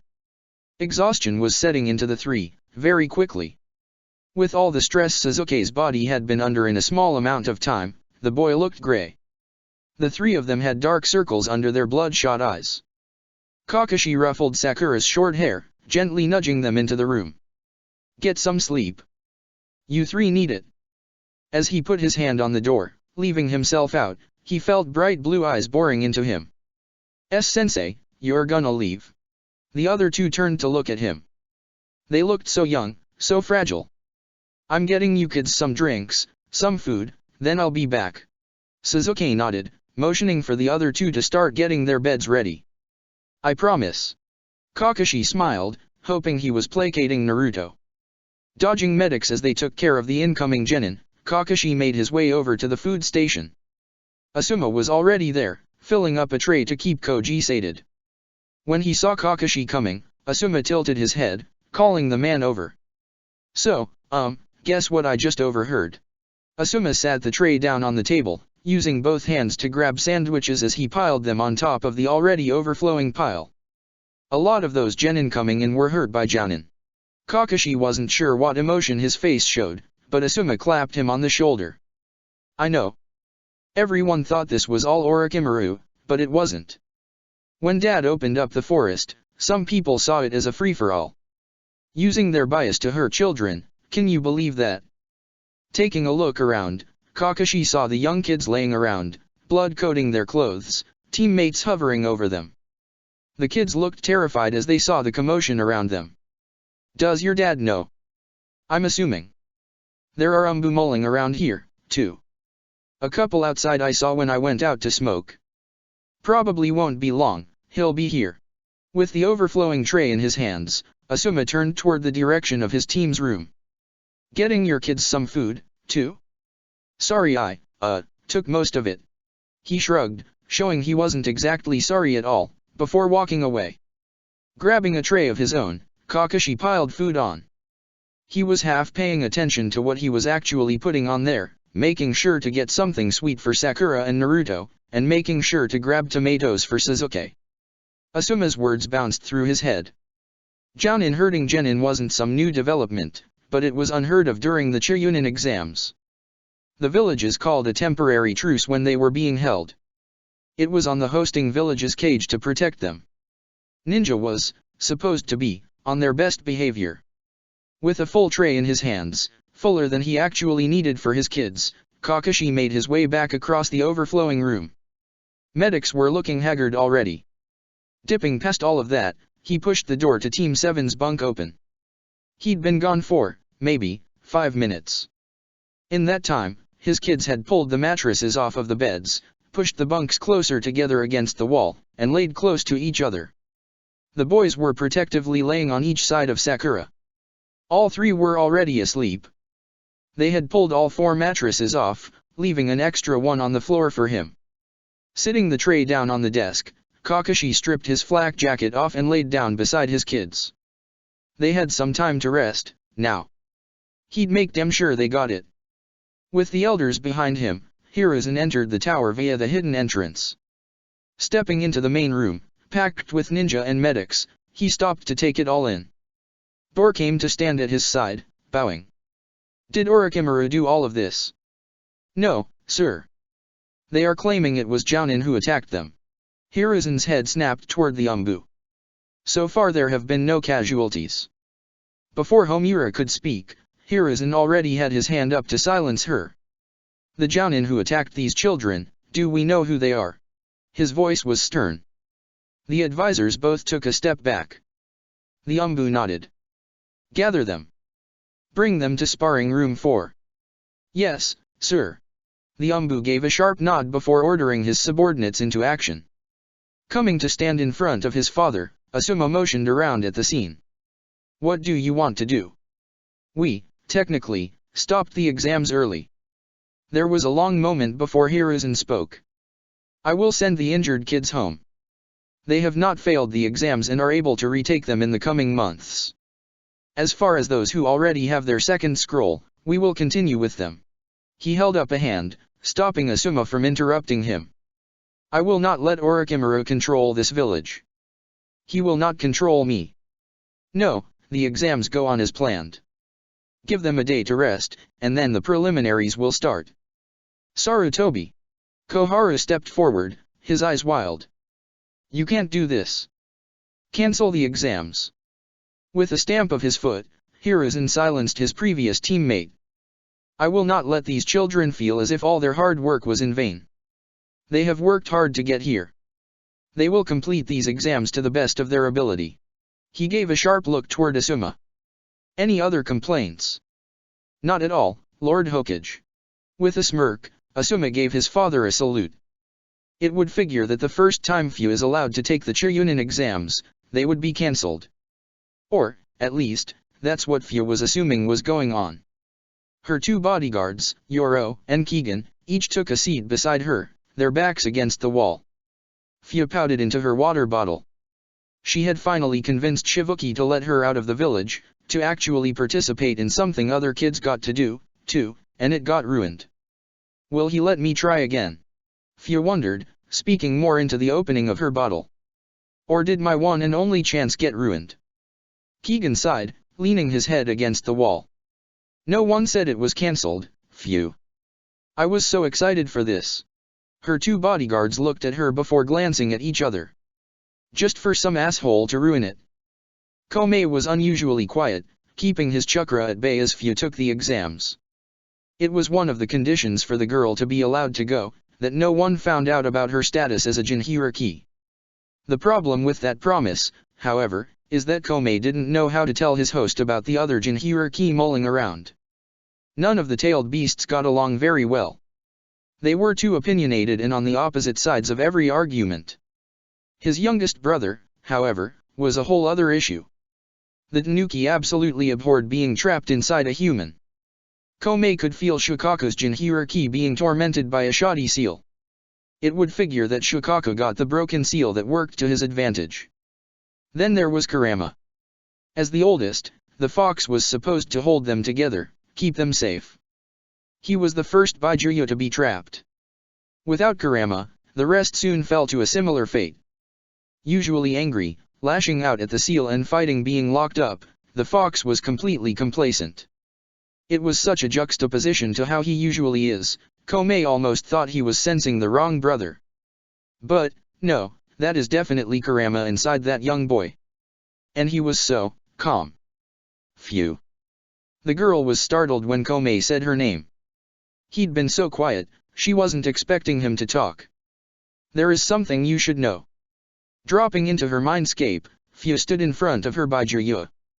He wasn't locked away like some of the other Baijuyo were. Komei was secured inside of Fu inside of a huge, glowing net-like dome, with room to fly. Once, Fu had commented on it looking like a bug net. Komei sent a gust of air at her that threw Fu into reality. She didn't say it after that. What's going on, Komei? There are two Jinhuriki in here, besides you. He watched Fu gasp and clap her hands to her cheeks. Now, settle down. You need to focus on the exams right now. We can talk to them, later. I have more to explain. It's my youngest and oldest brother, and they are both very different from me. Fu smiled. I've never met another Jinhuriki. Are they friends with their Baijuyo, too? I don't think so. As I said, Fu, we aren't all the same. Some of us are angry, vindictive monsters. Others understand a lot of Jinhuriki didn't ask to have us sealed within them. You got lucky with me, my dear. Will I know them when I see them? I will tell you. Although, you may be lucky and can pick them out on your own. We shall see. When Kakashi awakened, it was because he felt something tickling his neck. Cracking one eye open, he saw his own arm hugging Sasuke to him, practically having the kid in a chokehold. Naruto was laying half on top of Sasuke, an arm thrown over his and Kakashi's stomach. Kakashi's other arm was trapped by Sakura, who was laying on his chest. How they had all gotten there, squished together on one mattress, was beyond him. But the comforting weight of his kids was a fabulous way to wake up. A quiet knock at the door drew Kakashi's attention. It opened enough for a head to poke through. "Hey." Hayate gave him a wave. He looked down, saw the kids on top of him, and smiled. "Wow. And here's me without a camera." Kakashi smiled, giving his best attempt at a shrug. "So, anyway, Lord Hokage would like to talk to you. If, you can get yourself free." "Thanks, Hayate." Kakashi looked down at the kids before looking back at the Jounin. It, might be a moment. With a low laugh, Hayate just waved and shut the door. He felt Sasuke shifting around before one dark eye opened. "How are you feeling?" Sasuke looked down at Naruto, seeing the blonde lying half on top of him. "I can't feel my leg. The moron has it numb." Then, as if remembering why he woke up at all, Sasuke looked at the door. "Who was here?" "Hayate. Apparently, Lord Hokage wants to see me." He smirked at Sasuke's flat look. "Probably about Orochimaru being in the forest. It won't be a long conversation, I'm sure." He didn't miss the way the boy stiffened at the mention of the Sannin. "Hungry? I'll have to get you kids some fresh food." Sasuke shrugged, pushing himself up as much as he could. Instead of waking up, Naruto just curled up with his head on Sasuke's lap and continued sleeping. "Maybe a bit." With gentle hands, Kakashi rearranged Sakura from his chest to the mattress. "All right. I'll bring something back. Go back to sleep, Sasuke. You need it." After grabbing the tray of old food, Kakashi left the room. He was moderately sure that Sasuke laid back down, which was definitely needed. The commotion that had been overwhelming the main room had largely died down. Many of the kids had cleared out, probably taken to the hospital. Those who stayed were half laying on each other, sleeping. They must have run out of bunks for the teams, with how many kids were left laying on the floor. He passed by a young girl with bright orange eyes, immediately reminding him of a certain orange jacket. Kakashi handed the tray to the woman manning the food station before continuing on through the room. Hiruzen was standing next to a doorway, talking to one of his loyal Umbu guards. When he noticed Kakashi coming, the old man jumped to attention. "Ah, Kakashi." Hiruzen motioned him over. The Umbu beside the old man tilted his head, a sign of respect for his former Umbu commander. "I understand that you and Guy found a genin team in the woods." Kakashi nodded. "What was your assessment?" "They were attacked by someone of a high level. Jounin or higher. It was clean, with no evidence left behind. They weren't attacked because of the exams. The scroll was still there." Hiruzen nodded along with Kakashi's words, pipe held to his lips. "This is troubling. Several of the genin that came in here were injured by Jounin using the confusion to attack the other village's genin. They are all rounded up." The old man pointed to a sparring room guarded by two Umbu, in there. Kiri and Iwa. With the tension between lands at a constant high, it made sense that anyone with a grievance would take the confusion a Sannin causes to attack. It didn't mean it was right. These were genin. These were children. "Sir, if I may, what will happen to them?" "Sadly, not much. I will send a hawk to their cage, explaining their actions. But, since no genin has perished, luckily, I can't do anything." Rules of the truce. For Hiruzen's credit, he did actually look saddened by the fact he couldn't punish them directly. "Although I can't punish them, I will be giving them a talking to. It's not much, but it's all I can do at the moment." He motioned for Kakashi to follow him as the Hokage stepped into the sparring room. Instantly, the two Jounin in the room stood at attention. Kakashi stood next to the door, his arms crossed. "I will only ask both of you this question once, why would you enter the forest with the intention of hurting genin?" The Jounin from Iwa, a shorter woman with dark hair, attempted to stand tall, looked defiant. In the face of the Hokage, that defiance fell short. "We were informed a Sannin entered the forest. All I did was protect my team. How was I supposed to know they weren't Jounin in disguise? Or that their Jounin wasn't hiding nearby?" The Kiri Jounin crossed his arms. Hiruzen set his jaw and stood tall.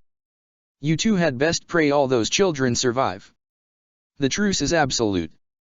I have the permission of the other cage to immediately move you to TNI and see exactly how high up the chain of command this grievance goes.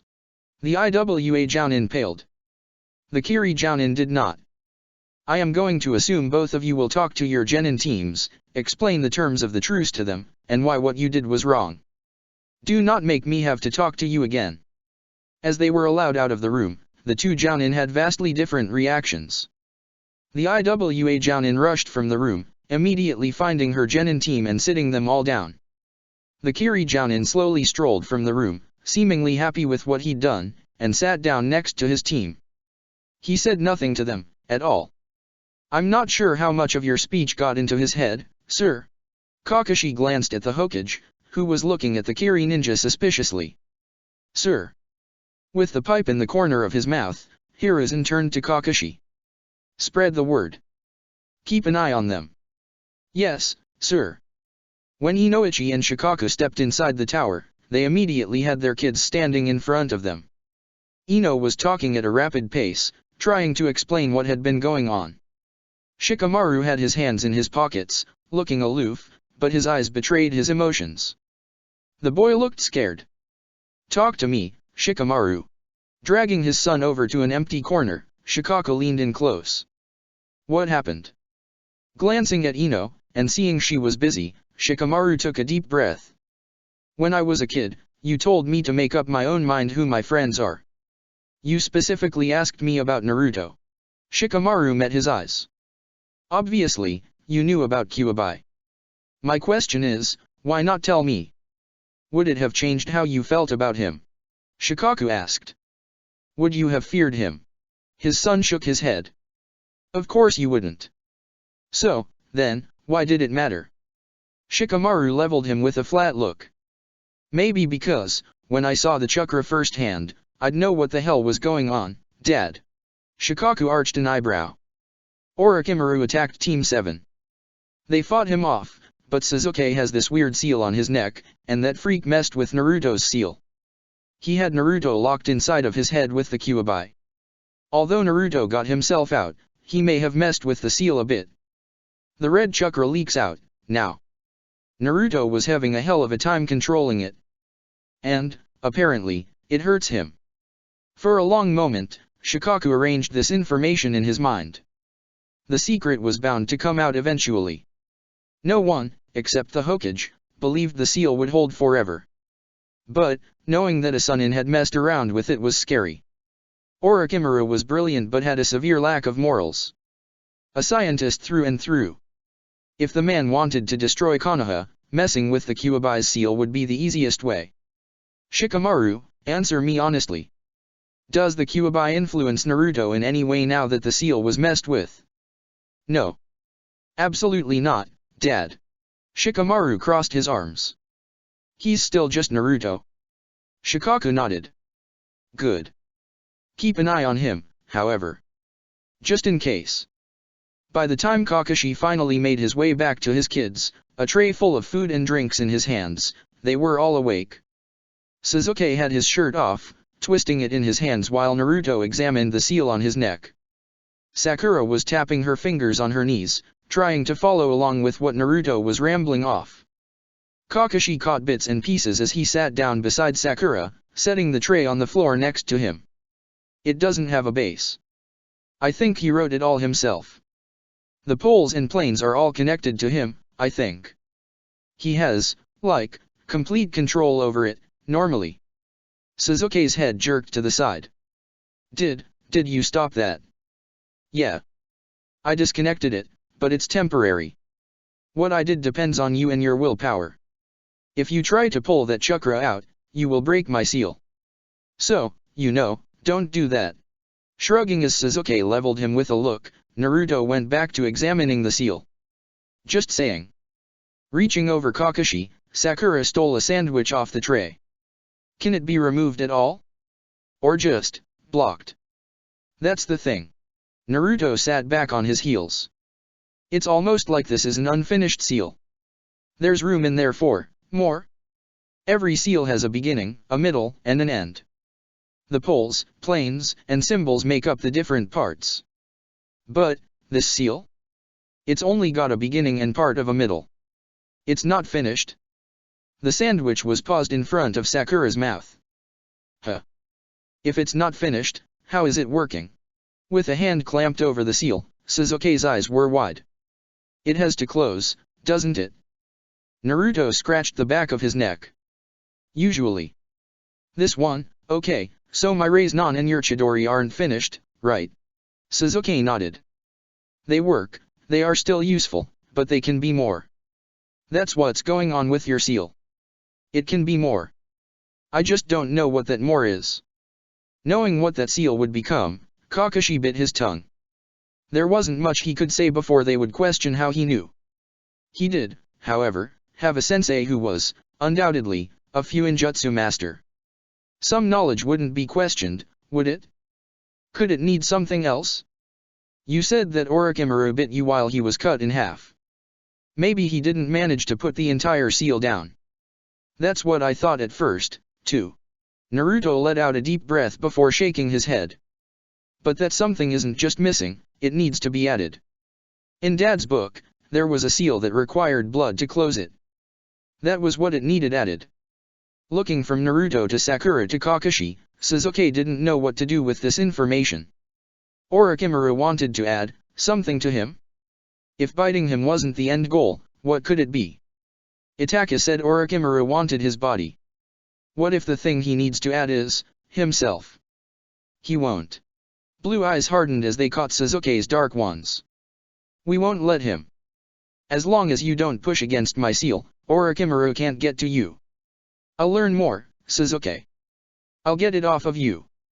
Glancing between the boys, Sakura bit her lip. But that's not the only seal you need to worry about, Naruto. She motioned in the general direction of his stomach with her free hand, sandwich half gone in the other. What are you going to do about yours? Inside his head, Naruto heard Kurama shifting around. He could practically felt the tails causing ripples in the shallow water. He'd never heard the fox this clearly before. The seal was breaking down, had been for a while, but the tier between Kurama and him was getting wider. Just humming behind the seal was the thrum of red chakra, waiting for a weakness, just a sliver of a chance, to get out. Naruto had never felt chakra so powerful, so all-consuming, that it burned his skin. It made him feel powerful, made him feel invincible, but it also made him hurt. It was like a fire burning through his skull, peeling his skin off piece by piece. It was terrifying. I'm not sure. You might not have a choice, Naruto. Kakashi didn't want to put this much on the poor kid, especially not this early. But linking with Kurama is what helped them stay alive as long as they did during the war. Sharing Kurama's chakra with what was left of the allied shinobi kept many of them going far beyond their time. You might have to harness that chakra, learn to use it. Dark eyes snapped to him. It's not the same as yours, Sasuke. Naruto's Ajin hierarchy has been since he was born, he didn't have a choice. We can't just remove the seal and that be it. He needs to learn how to control his power. There was a dangerous look in Sasuke's eyes. I didn't choose this, either. His pale hands were clenched into fists as he stood up. I'll fix it, Sasuke. Naruto stood up, challenging him. Just get through whatever comes next and then I'll find a way. I'll skip training, I won't sleep, whatever it takes to get you back. Because this isn't you, bastard. You're an asshole, but you're not angry like this. These exams are going to come down to me and you, and I don't want to fight this version of you. I want to fight my best friend. I want to fight Sasuke. He thumped his best friend on the chest. After a moment of looking each other in the eye, Naruto turned and walked toward the door. Go in for a walk. Someone yelled his name, but he didn't stop long enough to hear who it was. The door was closed behind him with a little too much force. The slamming door echoed through the small hallway. Several eyes turned toward the direction of the sound, but it was quickly forgotten within the rest of the chaos. Shikamaru, however, didn't look away. He watched Naruto, head down and hands shoved in his pockets, as the boy quickly made his way across the main room and ducked into one of the empty sparring rooms. Naruto didn't normally get angry. Heated, excited, agitated? Yes. but Shikamaru could count on one hand the number of times he'd seen the blonde actually angry. Stepping around Chiryunin and Genin, Shikamaru poked his head around the doorway just in time to see Naruto put his fist through a straw dummy. After pulling his hand free, Naruto jammed both of them in his hair, tugging at the strands, and growled. There weren't that many people who could inspire that type of reaction from the blonde. What did Sasuke do, now? Naruto jumped at Shikamaru's words, spinning around and dropping his hands at his sides. Must have been big. He motioned toward the large hole in the straw dummy. Right through the chest. He's a bastard. Shikamaru snorted. Thought it would be something different. He got a small laugh out of the blonde. Wanna talk about it? He's so frustrating. I'm trying to help him. I'm trying to fix it. That snake bastard has years of making that seal perfect, and he acts like I should just be able to take it off of him in a second. And then he gets all high and mighty because of, Naruto waved in the general direction of his stomach. Sensei's right. I don't have a choice, I have to learn how to use that chakra so I don't hurt anybody. If I mess with the seal anymore, I might freak Kurama and I don't want that. So, now I have to be, like, extra careful what I do. And Sasuke is just being, what's the word? Condescending. A flicker of red broke through the crystal blue for a split second.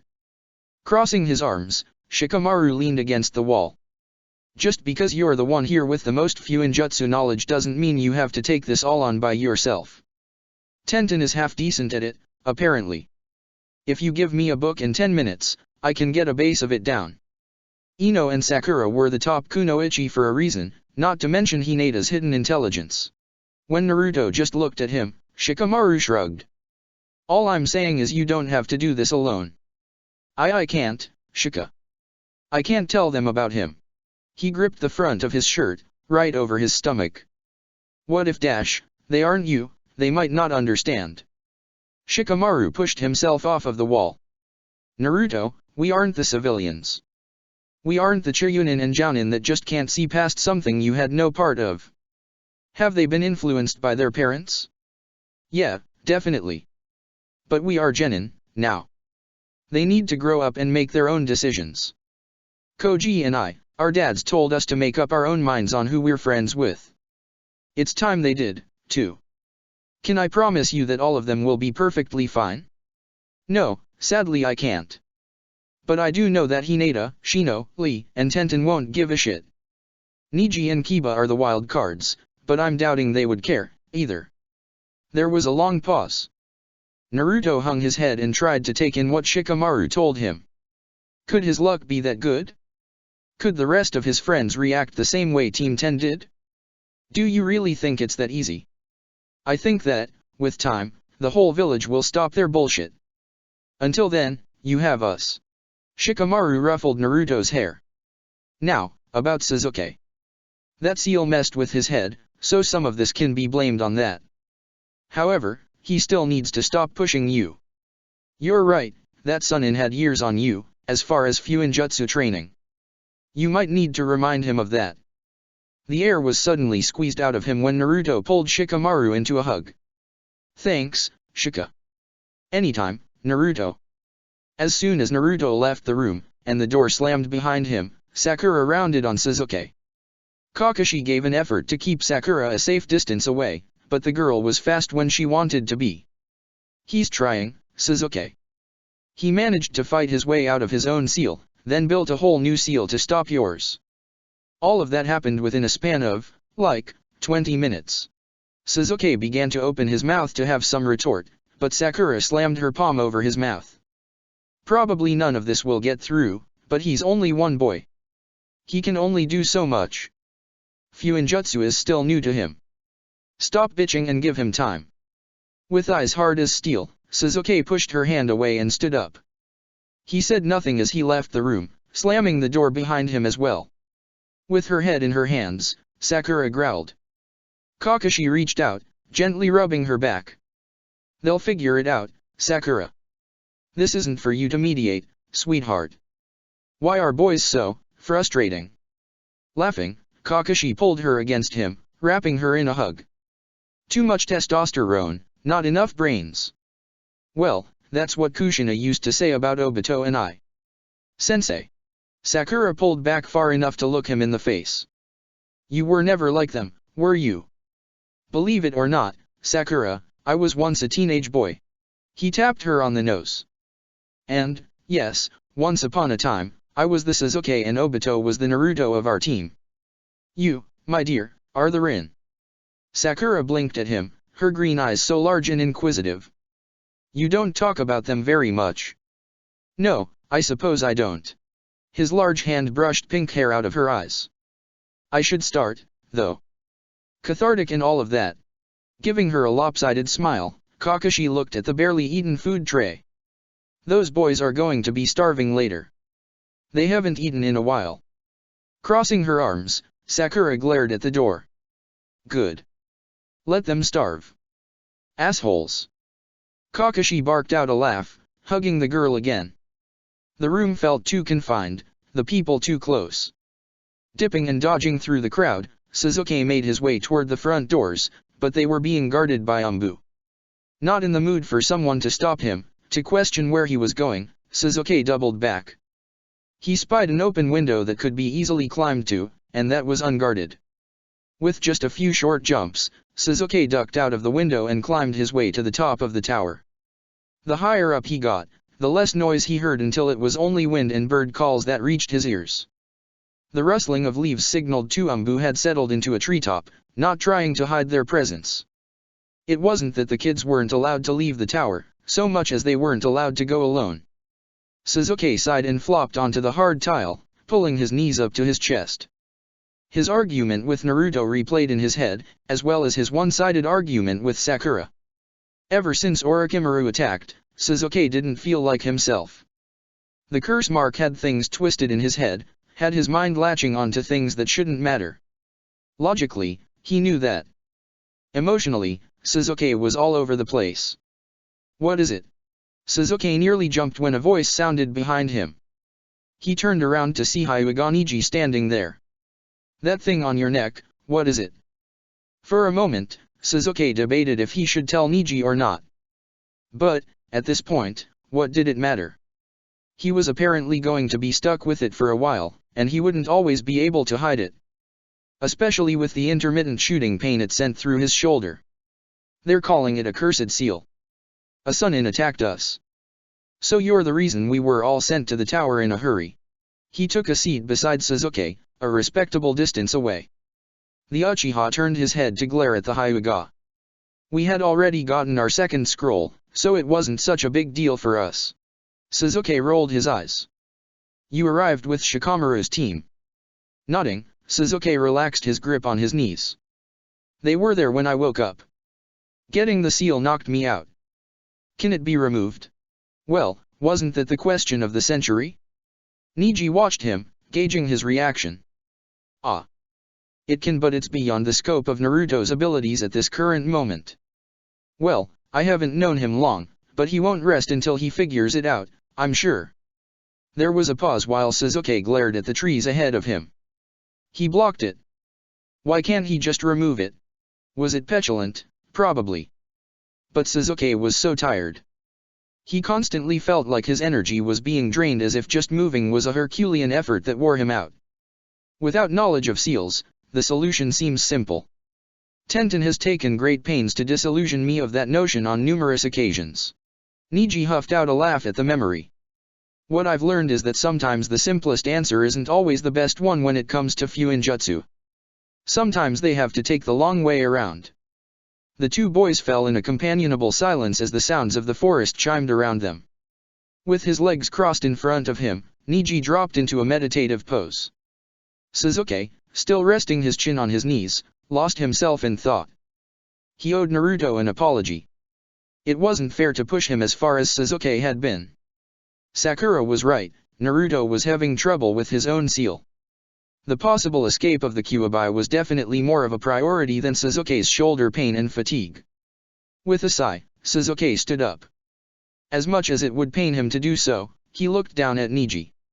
Thanks, Hyuga. He barely got a smirk in response, which was enough for him. Sir. Bor stepped inside the small conference room Hiruzen had made his own. Something strange is happening outside. Some Umbu are reporting seeing masks that have long been retired, looking freshly painted. Pulling the pipe from the corner of his mouth, Hiruzen took in that information. Umbu know their own. They can't honestly think they will get away with it, do they? Before Hiruzen could issue a capture on-site order, the Umbu interrupted him. Sir, if I may. It barely ever happened that Boar would interject. When he did, Hiruzen had learned to listen. The Umbu waited for the Hokage to nod before speaking again. These Umbu look smaller, younger, sir. They almost look like children. Well, wasn't that something new?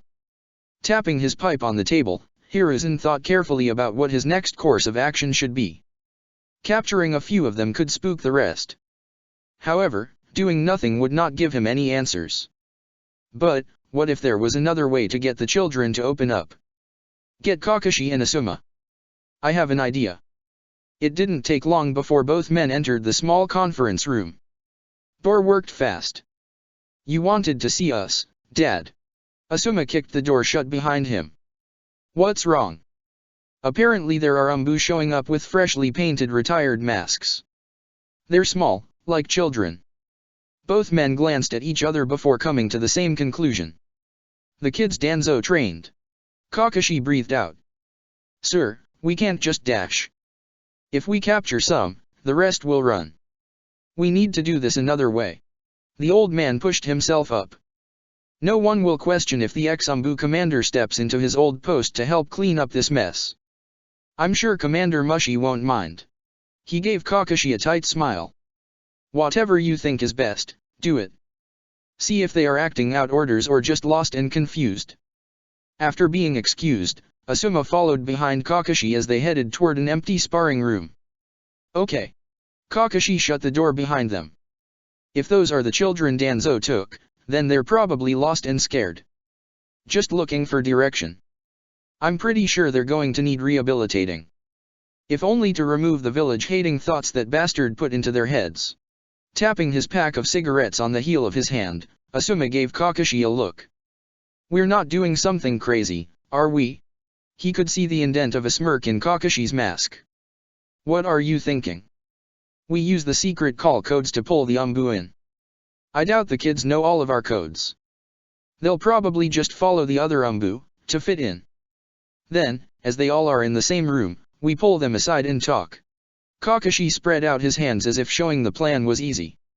Asuma snorted. Do you have a better idea? The man shook his head, pulling a cigarette out of the package with his teeth.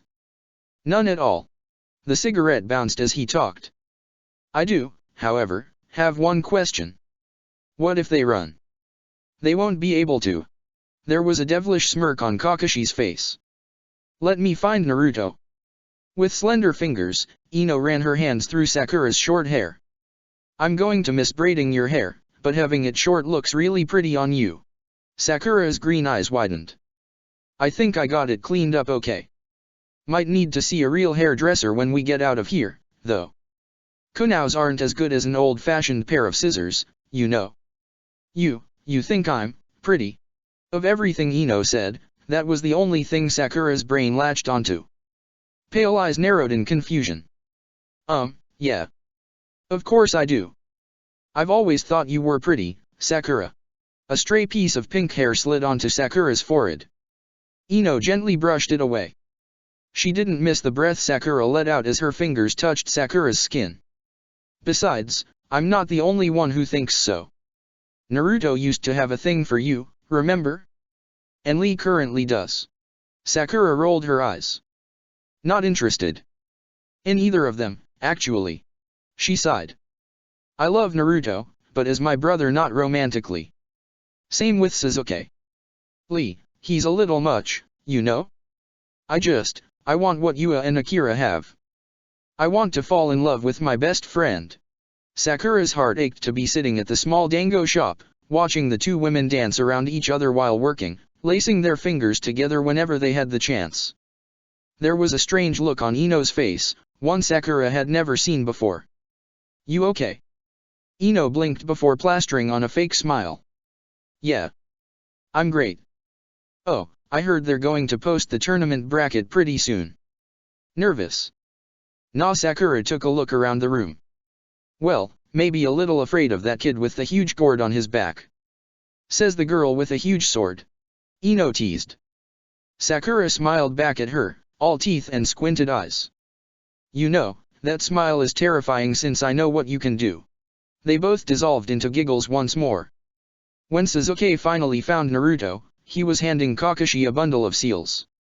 Ruffling the blonde hair, Kakashi smiled at the boy before noticing Sasuke standing not far away. Something was whispered to the kid before Kakashi walked away. With his head down, Naruto's bright blonde hair hung over his eyes. Where the headband was, Sasuke wasn't sure. Naruto looked so tired, so frustrated, and Sasuke knew he had a lot to do with that. A hot wash of shame came over him when he thought about what stress Naruto had to be feeling. An internal conflict between his innate drive to help people, keep people safe, and helping himself. Which should come first? Truth be told, Naruto could only do one at a time. Both seals would take time to unravel and figure out. There weren't enough hours in the day for both. Before Sasuke could speak, or even reach out, a tan hand gripped his wrist. Naruto pulled him into an empty sparring room. Sasuke had come close to tripping over his own feet with the speed at which he was pulled. Once inside, and a door slammed shut behind them, Sasuke tried to speak again. No, Naruto slapped a hand over his mouth. Shut up and let me talk a minute. Sasuke blinked before slowly nodding his head, surprised. You're my best friend. I want to help you. I want to take that seal off of you. But, with my own seal messing up, I'm afraid I hurt you. I don't know what all this red chakra can do to people. It hurts when it comes out.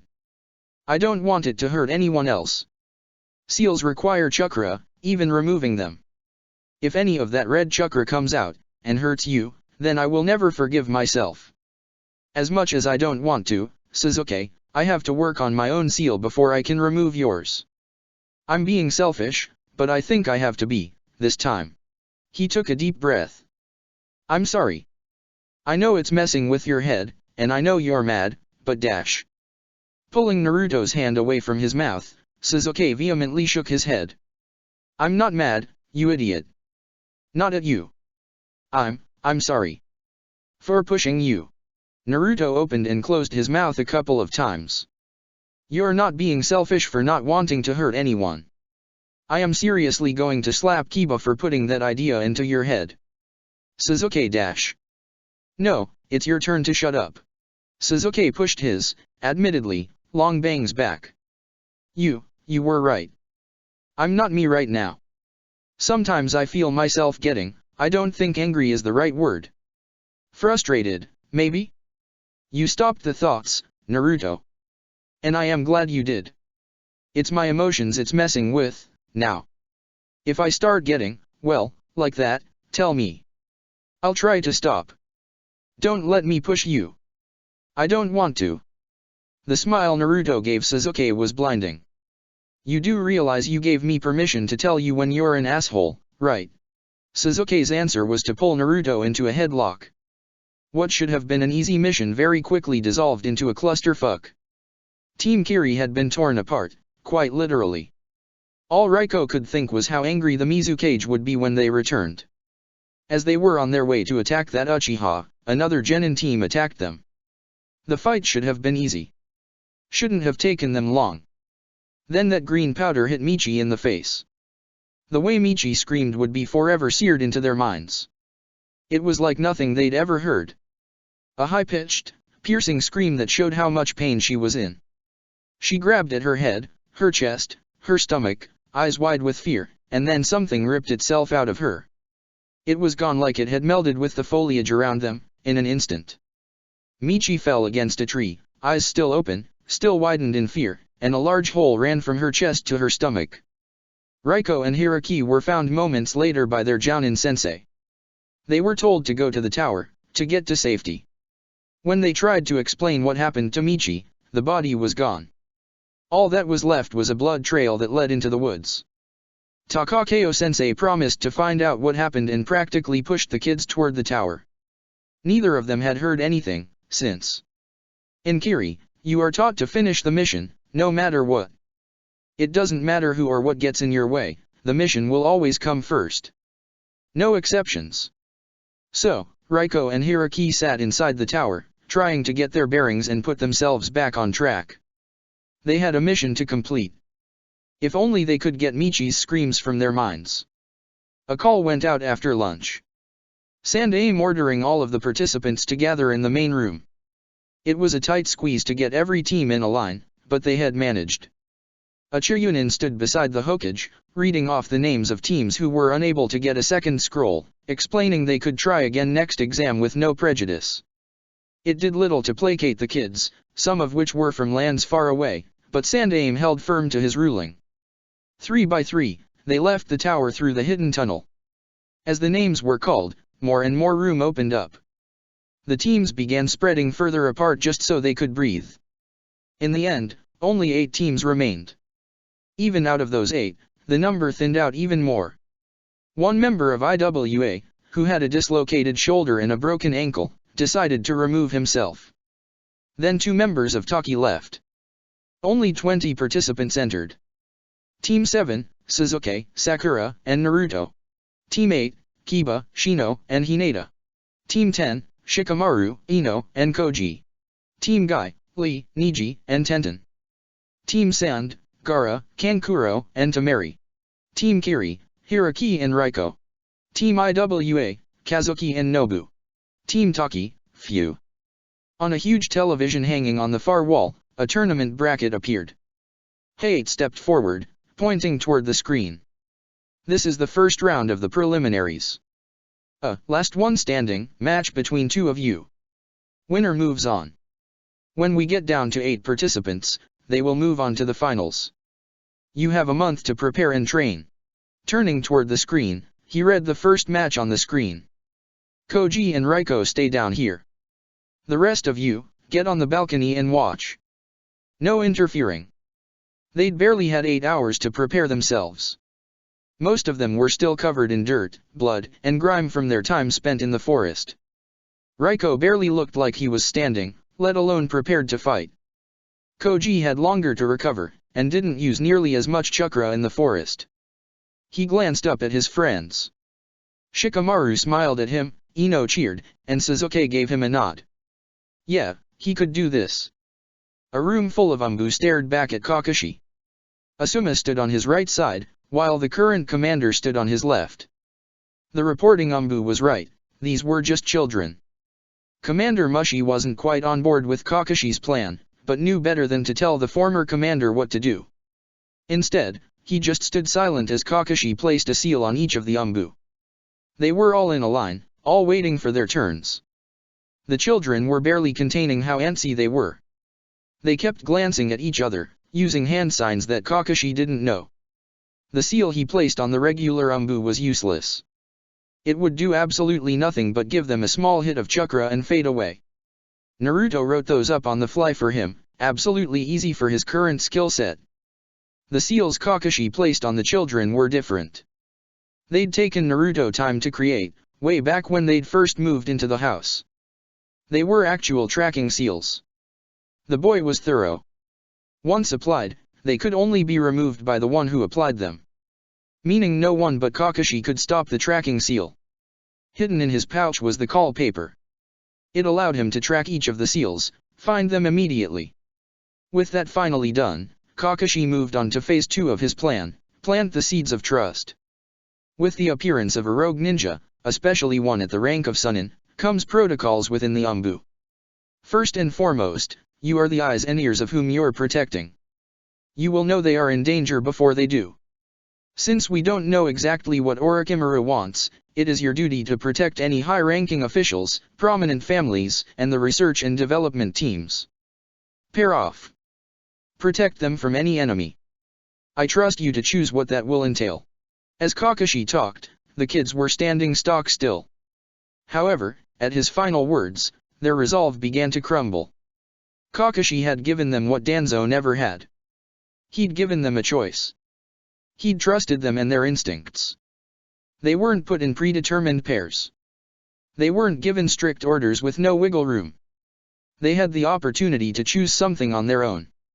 The call sign Kakashi had used was one he'd developed when Tenzo was still a risk. It was to show there was a problem within the ranks, someone with the potential to do harm, but was still loyal. It warned of someone under Danzo's control who was on the brink of turning over. When he dismissed the group, Kakashi was happy to see the seasoned Umbu each taking one of the children with them. They knew what they were doing, were trained to handle a situation quite similar to this one. If any issues arise, Kakashi could trust the Umbu would handle it appropriately. The children would be fine. Now to go see his children. Check the description for the links to the author.